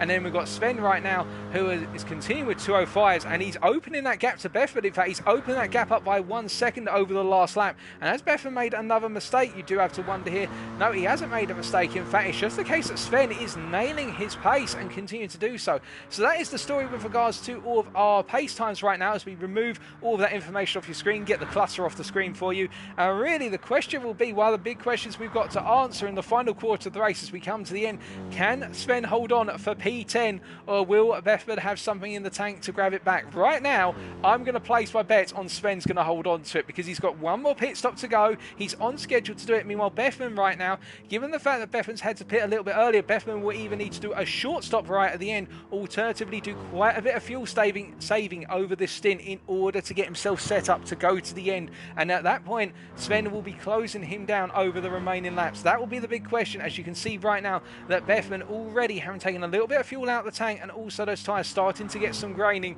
and Bethman's got to be very conscious of that as he comes to the end of the race. So it's going to heat up between those two right at the end. But we look back to our leader right now of Evo, who's in a very comfortable lead of 40.2 seconds. He's burnt that penalty, of course, those track limits at the Dipper. But again, I don't think he'll mind at this point. As you can see, that Viper is closing up a little bit, but just not enough to put any pressure on Evo at this point.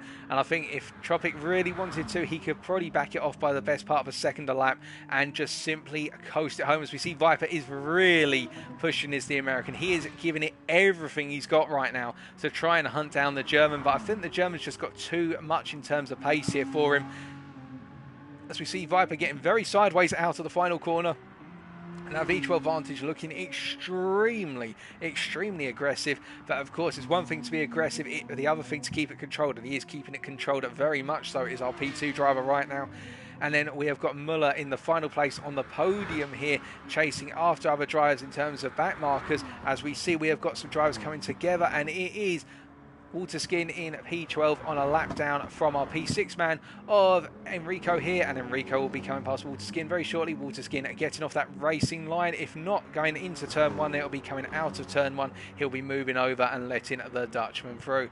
And of course with the Dutchman right now, as he makes his way into turn 1 for the 41st time, asking Waterskin actually going a bit deep there. So as a result, I think not expected to let the Dutchman through, although he does sort of need to let him through here. There's a bit of a drag race kicking off here, and I think Waterskin's going to get the message in his ear very shortly from his team to say, look, this driver's not on the same lap as you, do not fight him. Although I think Waterskin is trying to fight him a little bit here, and I think he's now going to back up. In fact, he is going to battle him here, and I think Waterskin is going to get a little bit of a word in his ear, because that's a yellow flag, and Enrico has been knocked wide, and you see that Muller has had to essentially find his way past that, and I don't think Waterskin was aware of exactly who he was alongside with there, but that was unexpected, and that is damage to the engine of the car. So Waterskin today goes from good to bad to worse to awful right now, as we see Sven into the pit. So this releases Bethman back up into P10, as we've still got yellow flags at turn number 2 here, and Bethman makes his way through it. You have to be aware of the fact that he's got Waterskin, who is rejoining the racing line right now, and Bethman comes through and is not held up this time or involved in an incident with Waterskin, but we can see that Bethman making his way out of turn 4, and the gap between himself and Sven is going to be, for you ladies and gentlemen, as they're just doing some repair work to Sven's car. In fact, I think you might have clipped the front bumper there. That gap is the region of what is, oh goodness me, 43 seconds. Well, until he picked up that damage, I think he might have been in a secure place. But right now, I think Sven's going to have to push it a little bit. But of course, Bethman is going to have a little bit of difficulty come at the end of the race. But then again, Sven letting Tom through before they get uphill right now. So it's all going to kick off, as we are hearing that Viper is coming into the pits. Now, as he's coming into the pits here, this is going to be a scheduled stop, of course, as we see Muller coming down, and I think Muller's also going to be coming into the pits. Well, not quite yet, in fact. Muller's still got the best part of a couple more laps, so he could actually find himself coming out a little bit ahead of Viper, potentially, as we see there Waterskin announcing that he's apologising for the fact of what happened, albeit now that Muller makes his way out of the final quarter here. Will Viper come out ahead of Muller, or will the South African come out ahead of him, albeit Muller's still yet to pit? Let's find out then. So as Muller comes into the first corner on lap 43, does Muller clear Viper? He does, in fact. So at this point, this really raises an eyebrow, I think, ladies and gentlemen, because Viper, of course, now coming out of the pitch. You can see him there briefly in the rear of your camera shot. The gap between the two of them is 7 seconds right now, but Muller going that a little bit longer, making the DBR9 last longer into the races versus the V12 Vantage. And we can see Enrico into the pits here for what is a scheduled start. Although he's got engine damage, Enrico. So where has he got that engine damage from? I'm not 100% sure. We didn't hear about it anywhere out on circuit right now, but a lot of drivers, again, just picking up damage when they don't need to. And this means that things are constantly turning in terms of the tables. And Scally right now will be aware of this and will be pushing hard, albeit with a little bit of damage to the car. Enrico was 50 seconds ahead, so I don't think this is anything to compromise Enrico's hold on P6, but of course every second counts right now, and one more mistake and it could all flip upside down in terms of the tables here, as we see that Netta in P8, where he's fallen quite a while for Scally. He's ahead of Belkin still, and Bedford by comparison is 52 seconds down on Belkin, and Walderskin, I believe they're pulling the car into the pits, and I'm hearing from down at the paddock, ladies and gentlemen, that they are going to be pitting the car for at least the rest of the race now. I think they're going to be pitted it for the next 30 minutes of this race. I think they're effectively retiring the car from this first half of the 4-hour endurance race, and that will be starting the car at the back of the grid for Lobby B. I think after things that have happened, it's just a case they're bringing the car in after approximately 75% race distance, and they'll get it going again for Lobby B a bit later tonight, which is fair enough. Walterskin to make it this far is still credit to him, but as they continue around right now with 31 minutes to go, really all eyes are on how it's going to play out in the battles for P2 and also that battle for P10, as we see Viper already chasing down Muller very quickly. He's already stripped out, I should point out, ladies and gentlemen, on this lap alone, 2 seconds out of the South African. And to give you an idea right now, Muller on this lap, on lap 43, set what was a 2 minute 3.4. Meanwhile, we've got Viper there, who set, obviously it's his out lap, so it was a 157.6, but I reckon given the amount of time we took out of him, out of Muller that is, that would have been approximately a 2 minute 0.5 come a proper lap, and we're going to see that now from Viper, the American, charging after the South African here. And really the big question for the South African is, well, what can he do given the fact that he's got only a limited amount of fuel remaining? Well, if I was in his shoes here, I'd look at that fuel tank and think to myself, right, I've got 2 laps to go. I know my car's got wounded tyres. The tyres are very heavily grained. I can't really drive it hard anymore. And the gap between myself and Viper is coming down approximately 2 to 2.5 seconds a lap. So what I'd do if I was Muller, I would make sure to run this lap normally, but the next lap, if I feel I could perhaps creep 2 more laps out, what I'd potentially seek to do here is drive to fuel save on the next lap in particular, and essentially hold Viper up a little bit, because I can cost Viper time, and also on top of that, by him running in the dirty air, I can cost him a bit of tyre life, plus I can save some fuel by being a nuisance over the hill. And the fact that DBR9 is very strong down the straights, I like the V12 Vantage. They're both 6-litre V12 engines effectively, and remember, we've got tuning on, so as a result our drivers can tune them for straight line speed and acceleration. If Muller could hold him up for an entire lap, and perhaps even go on to 1 more lap before he pits and hold Viper up again, that would cost Viper a huge amount of time that he would want to get on those fresh tyres, and it would take away Viper's advantage. So I think that's what the South African of Muller needs to focus on here. He needs to focus on holding Viper up, because Viper's already taken out of him 1.5 seconds over the course of this lap, and I suspect by the end of it, it will be a full 2 seconds. But then the American can close up to him, but then he's got to find a way past Muller, and if Muller can just hold him off, he might give himself a little bit of an advantage come the end of this race in that final stint. And Muller goes past the pit entry, so he's going to go on to at least 1 more lap, and I think it might just be the 1 more lap from the South African, as we can see that Viper is pushing right now. And that gap has come down by another 2 seconds. That lap there from Viper, a 150, well, my apologies, that's not 157.6, a 2 minute 0.2 there. And we can see that Muller getting larger and larger in his sights right now. And Viper, of course, getting ready to take a bite out of the South African's time, as we see the Snake charges up the hill after the South African. Meanwhile, however, there is a car between the two of them. There is a back marker of Netta there, who's only recently come out the pits, and he will need to stay out the way of Viper. But of course, this is not what Viper wanted, and this is what Muller will have wanted, as we see Evo Trumpet comes into the pits and the race lead, in the fact that now Viper has got a back marker and he's clear, but Netta immediately gets out of the way. He knows he doesn't want to be in the way of this, because of the fact Viper will be screaming Hail Mary and be screaming murder to the stewards, because he needs to close this up right now. And Viper lagging quite a bit there as well, as he ping-pongs his way through the corners. I can say he ping-pongs based on latency, not on the way he's actually taken the circuit, ladies and gentlemen. Otherwise, that Aston Martin would be absolutely smashed to pieces right now. But he's charging after Muller is the American, and you can see now, look how much time he's stripping out of Muller. Coming to the dipper over Skyline they go, and down into the dipper, and now look, Muller is there, but of course they've got to get through Forest Elba, and Viper's got to be ready to adapt to that dirty air. Can Muller hold him up? Well, Viper gets a really good turn in here, and Viper's all over the back of Muller, and he's a bit too close perhaps initially, but you can see Viper's actually let the gap open up a little bit, and now he's going on the attack, and Muller's got to try and make himself as wide as possible here. This is critical for a potential attempt at P2 for the South African as they make their way down the Conrad Straight. They come into the chase. The right-hander's about to come in. Viper's on the outside to go to the inside into the chicane. Muller on the outside as they go into the braking zone, and Viper is going to get it done, but does Muller cut back on the inside? He can't quite get the cut back done, but he's fighting it. He knows he's got to try and get back and cost Viper the time. He can't quite do it, and Muller comes into the pits, so that was the most time he could really take out the American as he now comes into the pits.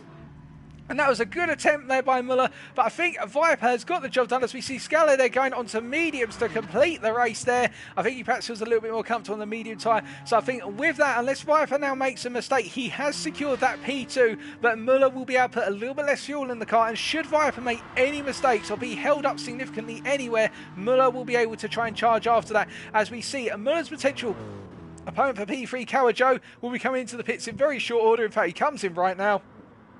And as a result of that, I think the Belgian is going to be settling for that P4. And Tom, who's 38 seconds down the road, well, he's coming to the end of his stint, albeit he's got blue flags. Our race leader of Evo Tropic is now lapping our P5 man of Tom. And Tom will not have wanted this. The last thing he would have imagined is to be lapped by the race leader in P5. This shows you how fast Tropic has been all the way through the race and how much time Tom lost because of that mistake on lap number 1. But still, he lets our race leader through, gives our race leader plenty of tow down the Conrad Straight as well, which I think Tropic will be grateful for. That might even help him set an even faster lap, you never know. And now he makes his way into the pits, does Tom, for his final scheduled stop with 25.5 minutes to go. Let's give you a quick recap then of the story thus far with only 25 minutes remaining. The final quarter, as we see that Tropic comes across the line to begin lap 46. So this man right here, Tropic, has been leading from start to finish, qualified on pole, and he's never really been seen after that. He's just disappeared off up the road and is 48 seconds clear of Viper, his main challenger, who picked up some damage at the midpoint in the race. That gap otherwise would be approximately about 22 seconds right now if it were not for the damage that Viper picked up, but he went in and repaired it, and he focused on consolidating the P2 rather than chasing after the win. And behind him is THG Muller, who in P3 right now has had a very solid race and has just recently pitted, tried to hold Viper up as much as possible because he had track position, but Muller, realising that he had to pit eventually, doing the sensible thing and holding up Viper for as long as was sensible, but then brought the car in. And then in P4 it's Kawajo right now in the BMW M6, who running around at 33 seconds down on our P3 driver, has just taken a pit stop. He's on his final stint, as is THG Tom, who having a disastrous opening lap, getting it wrong at Murray's and going into the wall on the left hand side before Skyline, has recovered from the back of the field to P5 and has done a fantastic job to get to this point. There's been some more mistakes since there, particularly a mistake on entry into the pits where he spun the car in the pit entry line, but is able to get it back into the pits just in time. And then it's almost 2 minutes down to Enrico in P6, who has really been the best of our drivers outside of the top 5. All of our drivers outside the top 5 having very difficult races. Enrico has had to battle hard for this P6, but he has claimed it, and he is now 40 seconds up the road from Belkin, who, having had a strong start to the race, has seen mistakes dropping down the order, particularly a lot of damage he's picked up through those mistakes, and that's what's led to him being in P7. But this is looking a good P7 from Belkin right now. He's just got to get to the end, albeit he's got Tom catching up to him and will need to let him through. And then we've got Scala in the Aston Martin DBR9, who's chasing after him right now. My apologies, the V12 Vantage, I should say. The Belgian driver in P8 here, who is 18 seconds down on Belkin, but only 6 seconds ahead of Netta, who is chasing after him, is the Lexus driver, who you're now looking at, who looked strong at the start, but then had a lot of inconsistency in the second and third quarter of this race, but has now really started to come back to life towards the end here. And we can see that in the form of Netta really pushing on. In fact, Scala had an incident. He's hit the wall into the dipper, in fact, So this has already opened it back up. Another little mistake there from the Belgian driver in P8, and his fellow countryman will smell the blood in the water, albeit Netter is going to be charging after him, and that gap has now come down to 3.4 seconds and will continue to close. Then in P10 right now, it's Bethman, who is having had a good start to his race of being consistent, again, being involved in a number of incidents, not necessarily his fault, it's been noted as a result. That's why he's down in P10, and we do have the question mark over Bethman, whether he will be able to make it to the end comfortably right now, having had to pit a little bit earlier, or whether P10 is going to go to this man right here, Sven 44, who was at the back of the field for the majority of the race until Waterskin retired after having a number of incidents of his own in terms of mistakes, and also that incident with Bethman. And as a result now, Sven really hunting down, he's the last of our runners, but he is potentially hunting down that P10 come the end of the race should Bethman need to pit or make a major mistake, but we will wait to find out. And then Waterskin right now, they've boxed the car because of the fact that the drivers decided to retire it, and instead they're going to focus on the second half of this 4-hour race, where we'll transition to the other 2 hours with Lobby B a little bit later on.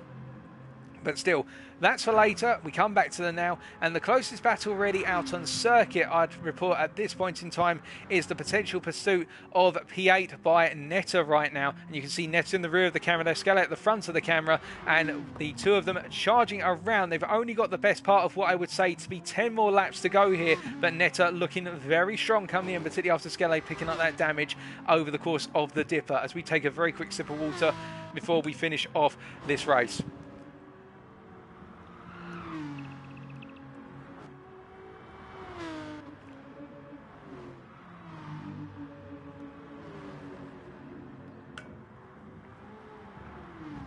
And we can see Scala really not comfortable anymore going over Skyline and through the S's into the dipper. You can see just how he's backing the car off, and it's enabling Netter to close up by over a second each time they go through that sequence of corners. And I think here Netter will feel that if he can just nail it one more time. In fact, Scala going deep into Forest Elbow, Netter not going deep. And as a result, as we jump to the onboard here of Netter and we watch forward from his car as he chases after Scala, he's not quite in that slipstream zone yet, and that Aston Martin will open up the legs a little bit as they charge all the way down Conrad straight here, all the way down to the chase and into the chicane. You can see that Netter closing up bit by bit here. In fact, Scala hitting the limiter here, I think, in terms of the fact that he's just losing that speed in the final run and getting it all sorts of wrong there over turn 21. And I think Scala here at this point is not feeling comfortable with the car, and as a result, it's going to be a battle down into turn 23. Scala comes into the pits. He does not feel comfortable driving that car anymore, and that releases Netter back up into P8 here. And this is a change for position, and this could really have a major factor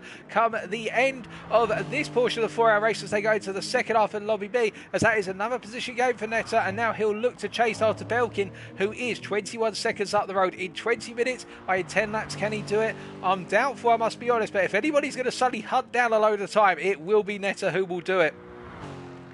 But we have still got those 20 minutes to go, of course, so anything could happen until the checkered flag is waved on this one, as we do see that Scala in the pits will be coming out most likely on another set of soft tyres. They're going to repair that damage, and Bethman into the pits as we called it, ladies and gentlemen. Now, he's got no damage on the car. This is a scheduled stop because he had to change up the strategy. Now, meanwhile, Sven is all the way down in P11, but remember, a pit stop here is a 20-second time loss for just a tyre change. Bethman having 40 litres of fuel in the car. Has Sven picked up any damage anywhere? No, he hasn't. So Sven can continue to nail the laps here. I suspect that gap is going to come down to somewhere in the region of about 16 seconds, but then Bethman, of course, will have those fresher tyres come the end of the race, and that will give them the advantage. They are putting the fuel in the car right now.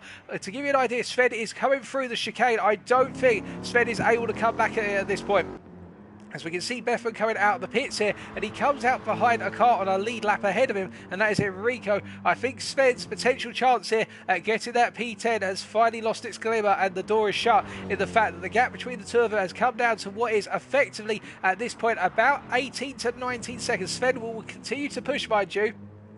That's what Sven's been doing all the way through the race, and we will wait and see, of course, if either one of them make a mistake. Anybody can make a mistake. Anything can happen. Remember, we've still got 19 minutes to go. It's not as though the race is done yet, and we've seen a lot of drivers pick up damage when they don't need to right towards the end. As we look back to Viper, who's now 53 seconds down our race leader, 36 seconds between him and this man right here, Muller. Muller not able to catch up to Viper out on circuit right now, but we will wait and see what happens between them. As we look further back to P4 and we see Carajo just simply running around in P4 again in that clear air, just simply having a peaceful time of it right now and focusing on bringing the car home. And really that has been the story for the majority of our drivers. The ones who've done well have been the ones who've been able to nail that consistency and keep that pace strong. Whereas the drivers who've fallen down the order are the ones who've made the big mistakes. And unfortunately, I'm looking at Tom here. I shouldn't be, but he made that mistake at the start and the mistake into the pits. And it's those mistakes, and that's the thing that a number of drivers were thinking about going into the race, and they were saying to me down in the paddock before we got underway today, the thing about Bathurst is it's a track that punishes mistakes so nastily because you've got the walls around you in sectors 2 and 3, and even if it's not the walls, it's just simply the corners here. They're unrelenting, they are twisted, they are vengeful corners, and they just don't let up. And that was the big thing. Many of our drivers were not looking forward to this race simply because it's Bathurst. It's one of the hardest tracks in a racing calendar, and you can see why. And a number of them have been caught out by it, but they've been able to recover. They've continued on racing, and it's been great to see all the same. And Enrico P6 right now, just really, I think, trying to get this car home now. His AMG to that P6. He's got the best part of approximately 8 more laps to go to get it there. And I think that given that, it's the best that Enrico could get, given how hard he's had to work for that position. If anybody's had to work for a P6, Enrico has had to work hard for it, because he's just literally been battered left, right and centre in terms of battles for position, and it's just been unrelenting for the Dutchman, has it not? As they continue around then, they've only got those additional 8 laps to go. And we continue to look a little bit further around at the other drivers here as we see Belkin in P7 right now, making his way down towards turn number 23 to complete lap 48 here. And I think Belkin, he's going to be feeling today that it may have been a race where it could have been a very different story if it weren't for some mistakes that he did make. I think P7 he'll be pleased with if he holds on to it, but he will be wondering, was there a chance of getting a P6? Well, the fact he's made quite a few more mistakes than Enrico. But that's a story that you'll have to think about as he goes to round 3 in a couple of weeks' time. But meanwhile, we can see that Netta, by comparison, is trying to take that time out of Belkin right now. And to give you an idea, Netta is starting to put in quite a bit of wear on his tyres, as is Belkin. But the Lexus driver, we know he's very strong on those tyres when they're in their prime and when they're heading into sort of 10% wear state. But as soon as they get over the 20% line, that's where the tyres start to fall off for him. And he's just starting to feel those effects now. He is taking quite a bit of time out of Belkin per lap. To give you an idea, on the previous lap, Netta set a 204.5, whereas Belkin, by comparison, set a 209. In fact, Belkin having a disastrous previous lap. And look at the tyres on Belkin's car. I think Belkin could be subject to another pit stop here because those tyres are coming to the end, and that's why the gap has come down so aggressively. And Netta really pushing it. I think he feels that a P7's on the cards here, and perhaps Belkin will need to go for a pit stop. If he's going to do it, he'd need to do it on this lap and get the fresh set on so he can then go chase down Netta and put Netta under that pressure, because Belkin right now looking very vulnerable. Probably within the next 4 to 5 laps, that's where Netta's going to be able to strike if that gap continues to come down in the region of 4 seconds a lap. As we see that gap right now, 13.5 seconds, but as Netta comes into the dipper here, you're going to see that gap is going to shoot down, and it comes down by the best part of what is almost a second there over the course of the S's of the dipper. But now Netta's going to have a little bit of traffic, but he's caught the traffic at a really good point. He's caught up to Sven coming out for his elbow here, so as a result, he'll get a little bit of a toe off of Sven, a distant toe, and then Sven will move out his way out the convoy straight. If he doesn't do that, in fact he gets out of the way nice and early, he would have done it into the chase most likely, as we look back up front and see that Evo Trumpet on lap 52 just in a world of his own and simply running away with this race to a distant galaxy far away, albeit out in Australia somewhere. But we can see that Viper, by comparison, is holding that gap to Muller. It's 39.5 seconds right now. I don't think he's under any threat from our P3 driver of catching up to him. As we see Muller coming down towards the chase once again, and we do see Sven backing off a bit, being very respectful with Sven of those blue flags there. And looking further around, we can see Carajo just simply pushing onwards all the same with 15 minutes to go. But we look further around here to see if anybody else is getting quite close out of the circuit, and not currently. But Belkin on that last lap, to give you an idea, that was a 207.1. Netta, by comparison, with what was a 205, completely flat. That's a perfect 2 minute and 5 second lap. But you can see 2 seconds a lap is what Netta is stripping out of Belkin. And I think Belkin is having his arm twisted here. He hasn't pitted. So for Belkin right now, he's going to go to the end of the race on his tyres. And you can see by comparison, Netta's tyres, that front right, looking very vulnerable right now to be triggering a little bit of additional understeering to the corners. And Netta will be wary of that and perhaps just looking to try and nurse that tyre a little bit more. Revving it out is the Belgian coming out of the cutting and into turns 5 and 6 as he makes his way into 7 after 6 here. But you can see that he is really pushing hard. He knows there's a P7 out there. He's just got to keep stripping 2 seconds a lap, if not 3 seconds a lap out of Belkin. He's got the number of laps to do it. Can he do it though? That's the question right now. And of course for Belkin, he's got to keep on pushing, as we do see further back that there's no chop and change between our drivers. Everybody else is really spaced out by comparison unless there's any sudden pit stops from anyone. So really it is a case now of the closest battle on circuit is the potential hub for P7, and I think Belkin at this point is just pulling on a little bit, and I think he's trying to get that pace now down, perhaps realising that he knows where he can go a little bit faster. Can the British driver versus the Belgian driver, Mr. Clark there, running in that AMG Mercedes Mobile, of course, pushing it as much as he possibly can and making his way down towards turn number 11 and coming out of turn number 11, out of 21 to 22, and then all the way down to 23 once again. And Neto, I think, now starting to hit a little bit of a cliff because that gap isn't coming down as much as like. Oh, and Belkin goes deep into 23, and as a result of that, that's going to cost him some time. Did he pick up damage on the car? No damage. That is very, very fortunate there. That could have been horrific for Belkin, but that gap is going to come down. That's going to give Netta even more confidence to push. That's another 1.5 seconds stripped out because of one mistake. The tyres are starting to die on that AMG Mercedes, and Netta, by comparison, is starting to lose that grip on that front right as well. The two drivers, it's literally going to be a case of them both stripping the life out the tyres, and who can go the longest and the most consistent out of the two of them. I don't know, ladies and gentlemen. I mean, if it's on form, either driver could have it, but I think if Netta is able to get close enough, he will literally throw the kitchen sink at Belkin in order to get the job done, because right now he is pushing his Netta. He knows there's a chance, but he's got to just keep that pressure on, and if Belkin's enabled to just simply back off and calm down a little bit, which technically, could he afford to do it? Potentially. He could just let Netta push it harder and harder and overdo it. I don't think he feels that confident that Netta will make a mistake, and that's why it's all kicking off as we see Viper now lapping our P5 man of Tom there. Our P2 driver just making his way down towards the chase for the 53rd time of asking, and almost a minute down now on our race leader. Our race leader just being in a world of his own, and well, I mean, he's already making his way up towards turn number 6 and 7. That's the gap, which is 58 seconds to give you an idea. They're on opposite sides of the circuit right now. So goodness me, that is crazy, but not to forget what is happening right now. Let's look a little bit further back as well, and we can see that Bethman, in fact, he is well ahead of Sven. And what has happened to Sven, I'm not 100% sure. Sven's picked up damage, that's what's happened. So Sven has made a mistake somewhere, and that's why Bethman has now really pulled away from Sven. So that's unfortunate for our P11 driver there.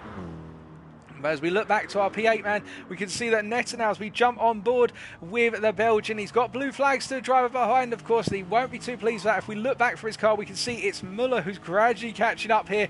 But he'll be looking forward. You can see, hold on a second.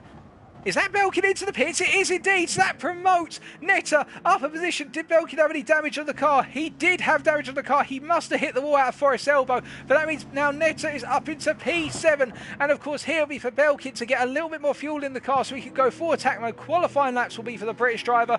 And with that damage he's picked up, Netta goes up into P7. But of course, Netta now has that pressure. He can't afford to bin it anywhere. He can't afford to make a mistake. If I was Netta right now, I would back the wick off. If I was his team principal, I would be screaming in his ear, you need to back it off now, just calm it down. You're going to have a nice 20-second gap to Belkin, where it's going to be about 18 seconds all said and done, as you can see, but you've got the gap to play with. Put the car in fuel mode too, don't overdo it in terms of the revs coming out of the corners such as the cut-in, and you can see Netta immediately, you're making a little bit of a mistake there trying to let Muller through. I think realising too late that Muller was getting increasingly close, and it's things like that which are going to give Belkin now the chance to come back into it, because you can see that Belkin, who it is, to give you an idea, coming out of turn 2 and up into the cutting right now, And that gap, it says it's 18 seconds, but that one mistake Netter made, that gap has now dropped by the best part of 2 seconds alone. And remember, Belkin will have put some fuel in the car to get it to the end, but also to put qualifying laps in, and now he can go full attack, as we are hearing that Netter has been pretty much told right now by his team manager, just back it off, you don't need to kill the car to bring home a P7. That's what we're hearing down in the paddock, and indeed a number of drivers being told that by their team managers. And as Belkin continues to push, he's got drivers coming up behind him on the lead lap that he won't want to give way to. He'll want to give way to on the Conrad straight so he can use them to tow him and give him even more of a speed advantage. But this man here right now is in that hunt for P7. He's got our race leader coming up behind him, and Evo Tropic will be expecting him to get out of the way. But surely what Belkin will do is just lift off a little bit here and then tuck in immediately behind as they come onto Conrad. Where he goes, and Belkin doing exactly that, and you can see he's going to jump straight into the tow here in order to gain a little bit of pace in order to try and chase down, but he's let it go too much, I reckon, and as a result, Netter's actually going to get some time over him, where he could have perhaps done that a little bit more cheekily or tactically, but still, Belkin has got the best part of 4 laps to potentially chase down Netter, who, by comparison, coming out the final corner right now to go on to lap 53. And as he makes his way down towards turn number 1, once again, I think it's going to be the case now that Netter will feel he's got a mono gap, and I think he will just back it off. He doesn't need to overdo it. As we look further around, and we can see our race leader coming on to lap 56, such is the advantage. And Viper, well, having a peaceful time of it so far, although those tyres are starting to come to the end of their life, but he's only got the region of what is 3 more laps after this one to do, so I think he'll be pleased that he doesn't have to do too many more laps, because those tyres are looking very heavily worn. And then Muller, really the best of the rest. Our 2 leaders have been in an opposite dimension, and Muller right now really pushing on in that P3 position, and I think just going to be trying to nurse that car home. Those tyres looking in very good condition in that DBR line, doing a very good job of managing those tyres. It's the South African, and Kawajo also just continuing on, and the BMW driver as well, having had a very solid race. Really, Muller and Kawa being the 2 solid drivers there in terms of being able to nurse the car and nurse those tyres all the way. And Tom down that P5 at the opposite end of the track right now, with that recovery drive almost being complete. As we can see that Enrico in P6 again in a little bit of an environment of his own and just trying to get his car home. He's only got the best part of 3 laps to go right now, has the Dutchman. Perhaps even a 4th lap there if he gets it right on the timing line. But we will see in due course, as we see Netter just continuing to push on right now in that P7. The gap between himself and Belkin coming down once again. But Belkin, remember, has got to really push. And any mistakes he makes now will be multiplied by a huge factor here, as they will for Belkin. For Netter as well. It's all about which one of them can nail it, as he makes his way out of Forest Elbow once again and comes down towards the Conrad straight. And you can see that gap has come down by another half a second, but he needs to take more. But I think Netter's realised all you've got to do is back it off. You don't need to push to win that P7 position right now. And for Scally, it's unfortunately going to be a day where what could have been, he's going to be taking that P9 at this rate. He's not going to be able to catch up to Belkin right now unless Belkin makes a major mistake. And indeed, Bethman's not going to be catching him anytime soon. Bethman in the last of our top 10 positions, and in the last of our runners, Sven making his way down the Conrad straight once again. So it is 5 minutes to go, ladies and gentlemen, and then we've only got 11 runners still going right now, but really everything's spaced out, and we have just got our eyes on what can Netter do. I think he's going to bring home that P7 in the end. Belkin not able to close up. To give you an idea of the lap times, of course, on the previous lap, it was a 2:07.2 for Netter versus Belkin, who set a 2:03.9. So he did strip almost 4 seconds out of his opponent, but his opponent can afford to lose 4 seconds. In fact, he can afford to lose effectively 5.5 seconds a lap if he so desires at this point. And well, not 5.5 seconds, about 4 seconds in order. I'll say that again, my apologies. He can lose 5 seconds a lap in order to hold on to that lead come the final lap. We're not doing very good quick maths there, folks, but now we fixed our quick maths, as we can see that Belkin just continues to push on, and it is a case of the British driver that if he can just get a little bit of pressure, or perhaps get that gap down enough for Netter to take his eye off of the racing line and focus on that gap at a critical point, as we see Netter sliding through that. And I think Viper's coming into the pits here to go for potentially a fastest lap. He feels that those tyres have come to the end of their useful term here, but he will definitely come out ahead of Muller, in the fact that Muller right now 41 seconds down. He'll see that Viper's pitting, but he'll know that Viper won't be in the pits for more than approximately 25 seconds, and I think Viper is just doing this as a safety stop. He can afford to do it, he's got the time. He may as well do it. And perhaps we'll see a reaction from Tropic to go into the pits for the preliminary lap in order to go for the fastest lap on the final lap. You never know. Perhaps there's a little bit of a rivalry there. But that pretty much cements that Tropic is going to win this race now, even if he makes a major blunder of all proportions. It would only be technical failure with the car and his equipment right now that would end this. I'm not saying it should happen, mind you, folks. I'm not putting commentators' curse on it. I'll just point that out. But will we see a reaction from Tropic? No, he's got that fastest lap. I think he feels comfortable. He's got it done. We can see the gap between Muller and Viper has dropped down to 20 seconds. Viper could afford that pit stop. He can almost afford another one, in fact, if he so desired it. But right now, Viper just focusing on getting that car home and in turn putting on a new set of racing softs, a nice fresh pair, and that will take him to the very end. As we do see that Netta right now, well, he is being closed up very gradually by the P8 driver, our P8 man of Belkin, on the previous lap where it was Netta who set a 2:07 flat. Meanwhile, Belkin by comparison set a 2:02.5. Belkin is pushing. That's 4.5 seconds over the course of that lap. He needs to do that twice more to literally be within arm's reach come the finish line on the final lap for these two. Can he do it? Of course. Well, in terms of back markers right now, Netta has got the race leader coming through here, and he's got him in the worst possible point, and he's letting the race leader through, in fact, but that is going to cost Netta the best part of 2 seconds, so this could give Belkin the opportunity, because Belkin, in terms of people coming through right now, it's the P2 driver, well, it's not the P2 driver, I'm not sure who it is, but he's got the best window of approximately 15 seconds to the guy behind, so as a result, Belkin does not have to let anyone through, and that's brought the gap between himself and Netta down to 5.5 seconds, so Belkin could be within striking zone within the final lap. It's going to be close, and Belkin's got to keep pushing right now and not make any mistakes, whereas Netta, by comparison, of course, will be wondering. And look at that front right tyre on Netta's car. It's shredded.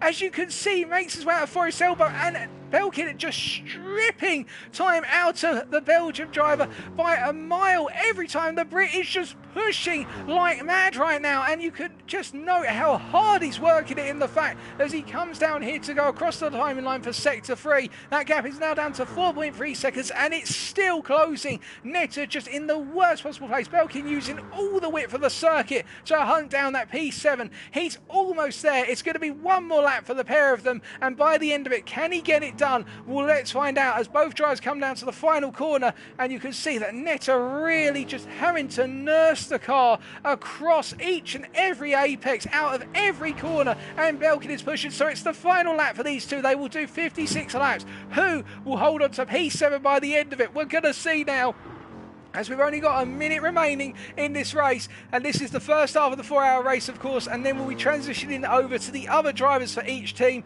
as will be shown in Lobby B, but we'll come back to talking about that in a second. But right now, can Belkin bring home that P7? Can he close the gap up? He's got 3 seconds to close up and a pass to make on the final lap. He's got now every corner. This has got to be the best possible qualifying lap. He gets a little bit of a tail slapper coming out of turn 2. He rides the curb too high. That's going to cost him the time he could have gained there. Now he comes into the cutting. Can he get it nailed into the cutting? He does. He gets it nicely balanced there, and he can see, in fact, Netta's had a mistake into that corner, and he's picked up rear damage, so he's going to be ever closer. We've only got half a minute to go, of course, ladies and gentlemen, and Netta right now is being reeled in through the mistake of his own doing as they come through up towards Murray's corner here, and Belkin is in striking distance. He's getting that close right now as they make their way over Skyline. Look how close Belkin has got. They make their way down into the dipper, and they're going to essentially attack into the dipper, but it will be the case that Belkin can't get the move done as we look further around, because we have got a driver who's going to be coming across the line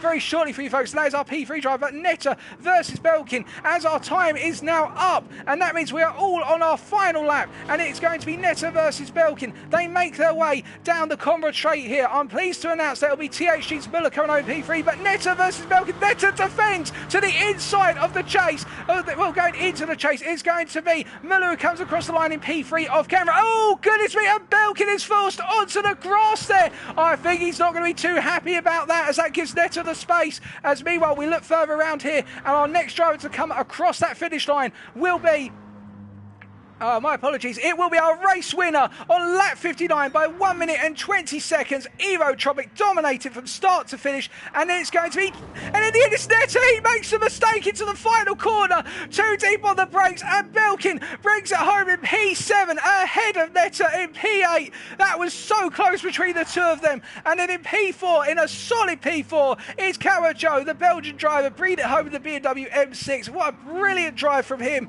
And then next up, coming across that line, I believe, as we see Baffman get it completely wrong at Forest Elbow there, as everybody's trying to come home right now in a very mixed order here, ladies and gentlemen. We can see that it's going to be Enrico and also what will be Scalo, although Scalo's letting Enrico through. So Enrico will be our next driver to come across the line here.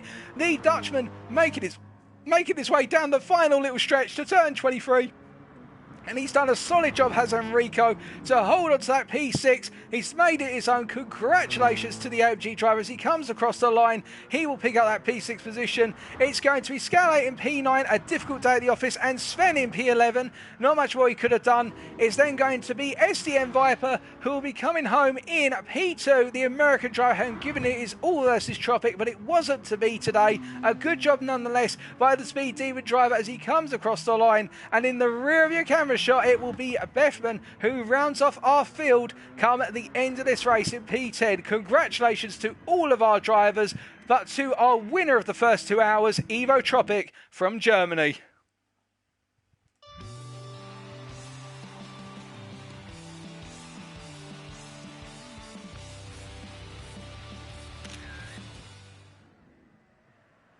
Well, that was a phenomenal drive from all of our drivers. And here are the initial lobby results for Lobby A. Subject to any stewards' inquiries, of course, which will be input into the whole 4-hour race. Remember, this is the first half of two-hour races, which form the 4-hour sequence, while teams will now be transitioning over to their other drivers. It will be the case that Evo Tropic, having picked up that win by a sizable margin, will be starting off the field. His team, so HPSR Racing, they will be starting off on pole in Lobby B. Congratulations to Evo Tropic. Team Speed Demon, in the form of SDM Viper, bringing home that P2, means that his teammate Cy Potter 5 will be starting in P2. And THG Muller, the South African there, rounded off our podium with a great performance in the DBR 9. Well, Muller, for the humble guys, means that his teammate THG TSO 40 will be starting P3 in Lobby B.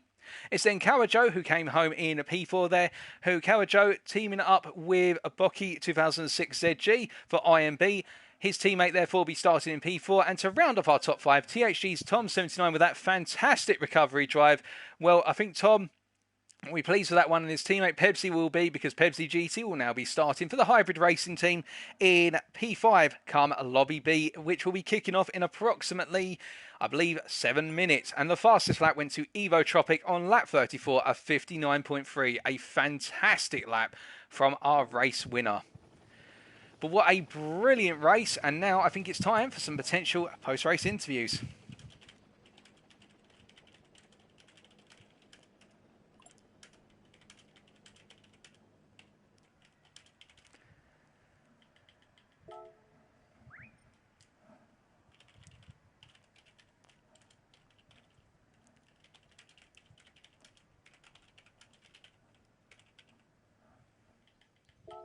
As we'll just see if anybody's up for a post-race interview.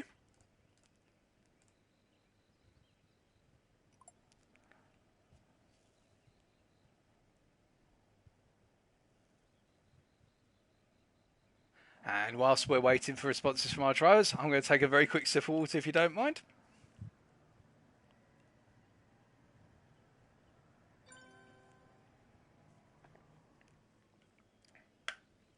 Well, what a fantastic drive from everybody, of course.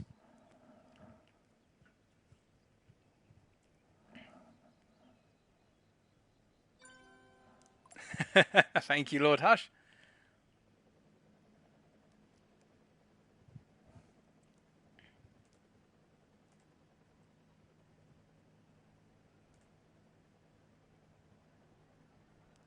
But we are just waiting for confirmation if we should expect to be able to conduct any interviews at this point.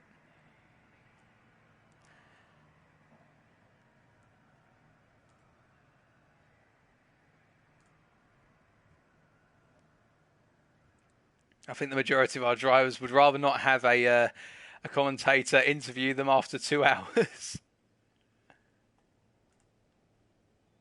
Which is completely understandable, of course.